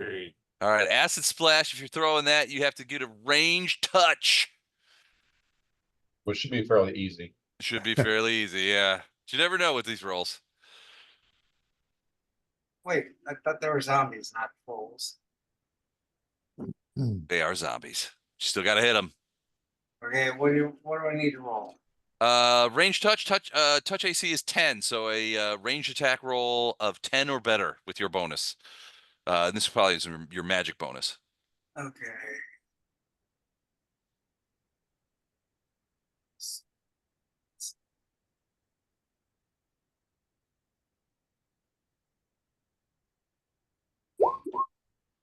You missed him. All right, you missed him. Not only that, did you miss him, but you fumbled. So let's roll to confirm that fumble. See if you can roll it again and see if you get a 10. Isn't it 10 o'clock, 11 o'clock somewhere? Almost, yeah. All right, There so you it's an go. unconfirmed fumble, but you still miss him with the acid splash. So that zombie is still crawling Hey, around. that zombie is dynamite. He is. He's tough. All right, so we're gonna fall out of initiative here. So Wraith, as you sort of look at the lock, Jinis stands up and he says, "I don't know who you are, but it seems to me that having come through the wall and all, that you're probably not part of Glib Glamour's bully boys that have come down to rough me up again. My name's Jinis, and I'm an ambassador to the court of Steppengard from Gallofend, and I'm Duke Gallo's countryman and associate. I don't know your name, but I must say I am pleased to meet you if I ascertain your intentions. I must say I apologize for my friend Humbrand over there. He is not much of a conversationalist. Humbrand doesn't seem to be even looking at you. He's just Mhm. sort of sitting there, almost catatonic. Wouldn't be bad to get him out too. That way it doesn't look like we specifically came for this guy. Yeah, Just- he's got some kind of spell on him that Yeah, they but did at the court. yeah, but he's charmed or something, but we don't want to take him with us. He's like a homing beacon. I'm just saying, if you open both of them, it looks like it was a generic jailbreak and not like we were specifically. As opposed to a specific jailbreak. It was a generic jailbreak. No. They just wanted to free some people just because they're wanting to free some people. Freedom! Good for the soul. Is We're it my, liberators. is it my turn? Yeah, I mean it's everybody's turn. So if anybody has something specifically that they want to do, like Titus, if you want to take another shot at that zombie to Arendar gets a natural 20 on the zombie. So you get him before Andrew does. That's 2 verms for you. Wow. I'm gonna try to pick the I think lock I'm finally here. on the chart for this year. I have to take the chart out. I haven't. I got some updates to make to it. All right, just go on. What were you saying, Chuck? I'm gonna try to pick the lock and open this cell Okay. with my new masterwork tools. Okay. That's disabled disabled device. It is indeed. That'd be a 18 for 20. 20 will get the lock open. It's not a very complex lock. So with your skills and the tools you have, it opens quite easily. Jinis comes over and says, "My name's Jinis. I've already said I'd like to make your acquaintance. I do hope you are not here to murder me." I'm going to look at Jinis, tell him you talk too fucking much, follow me. And then we're going this way. All right. He follows readily and heads out with you. What are you guys gonna do with the Humbrand situation? Well, he's catatonic. He is. I mean, he'd probably walk, but He's not a good witness, so we can just leave him. you gonna tell Ono about that? No, I'm gonna tell Ono I found the guy we were looking for. Let's go. Ono can't see in here. That's a good point. If he figures it out, tell him he was mumbling about hurting small kittens or something, so we felt it best to Right? Ono still can't see in this cell, although he's currently standing in the shit from the cell. Well, it's not a big puddle. Catatonics don't, they don't go number 2 all that often. Right. All right. So yeah, he follows you out. You guys get back into the cave, and it's mostly de rigueur for you guys to get back out. Now I'm assuming you're going back out the way that you came instead of He said looking. if we kept going, we'd end up outside the city, right? Well, kind of, yeah. So I mean, you could eventually end up out of the city anyway. But remember, you do have this. There was a little, if you went out. And let me see if there was a map that accompanied this. Hold on a We are second. so not going to grab whatever Yeah. bag that she said we could have. That there's going to be something in there she can track. And Yeah, this guy has just said Glib Glamour's thugs came to beat him up before. Mm-hmm. So she's not someone to be trusted. We should go out the way we came Okay. and try to get out of the city as rapidly as we can. Okay. You do find that at least on this side of town, you are able to reach the gates pretty quickly. You draw some stairs from the local gatekeepers, but you manage not to see any talons as you go out towards the thing, and you do manage to get out of Bresk and out into the winter weather away from the city. And begin to make the thing. Now you guys remember that Balin has already gone ahead with the wagon and the bulk of your gear. He's headed to the town of Maxon. So Maxon is the closest town. It's actually about I want to say something like 4 to 5 miles away from the city of Bresk. It's No, probably we weren't going to the town that she told us to. Yeah, We were going to, we specifically asked for another town that was either past that or around it. We weren't going to where she said, no, go to this town and you'll be fine. well, no, there's another town, but it's further on. It's about probably 20 miles. Yeah, that's where we were headed yeah. We're not going to where Gliglemmer suggested. at all. You're not going to go to that thing and give them the password? No, she's apparently not trustworthy. No. Okay. There is about 20 miles distance, and it's a bit of a haul, but there is a town there called Hunloduhr. It's a Dwarvish town. It's almost exclusively Dwarvish, where you could meet. The likelihood is that they probably, I mean, there's a lot of traffic through here, and it is an overwhelmingly Dwarvish town. So, I mean, you would be strangers there since most of you are not dwarves, but Vondrum's a dwarf, so I mean, you guys might be able to sort of pass right. They're not, as far as you know, they're not xenophobic about things. So I mean, they're pretty they're pretty egalitarian. So you shouldn't get into any problem at Hunloduhr. And Poe's a dwarf too. Poe is part dwarf. Well, so is Vandra. He's a dwarf and an elf. He's a dwarf. Yeah. Okay. So we've got two fairly dwarf-like people. Right. So we should be able to well, we should be able to be all right. Well, I mean, it's not a xenophobic town, right? So there's a little And Jinis is a dwarf, right? Jinis is definitely a dwarf, so he And should be able to help you guys. He fucking talks a blue streak, so he'll be all right. So yeah, he should be able to help you. And he's certainly been to Hunloduhr before. Yeah. It's a traditional stop on the way, but it's going to be a bit of a haul. So you guys bundle up. Do you stop by the obelisk that they mentioned about and gathering up the clothes that No. Gliblammer left for you? No, we don't grab the clothes or go to the town, she said.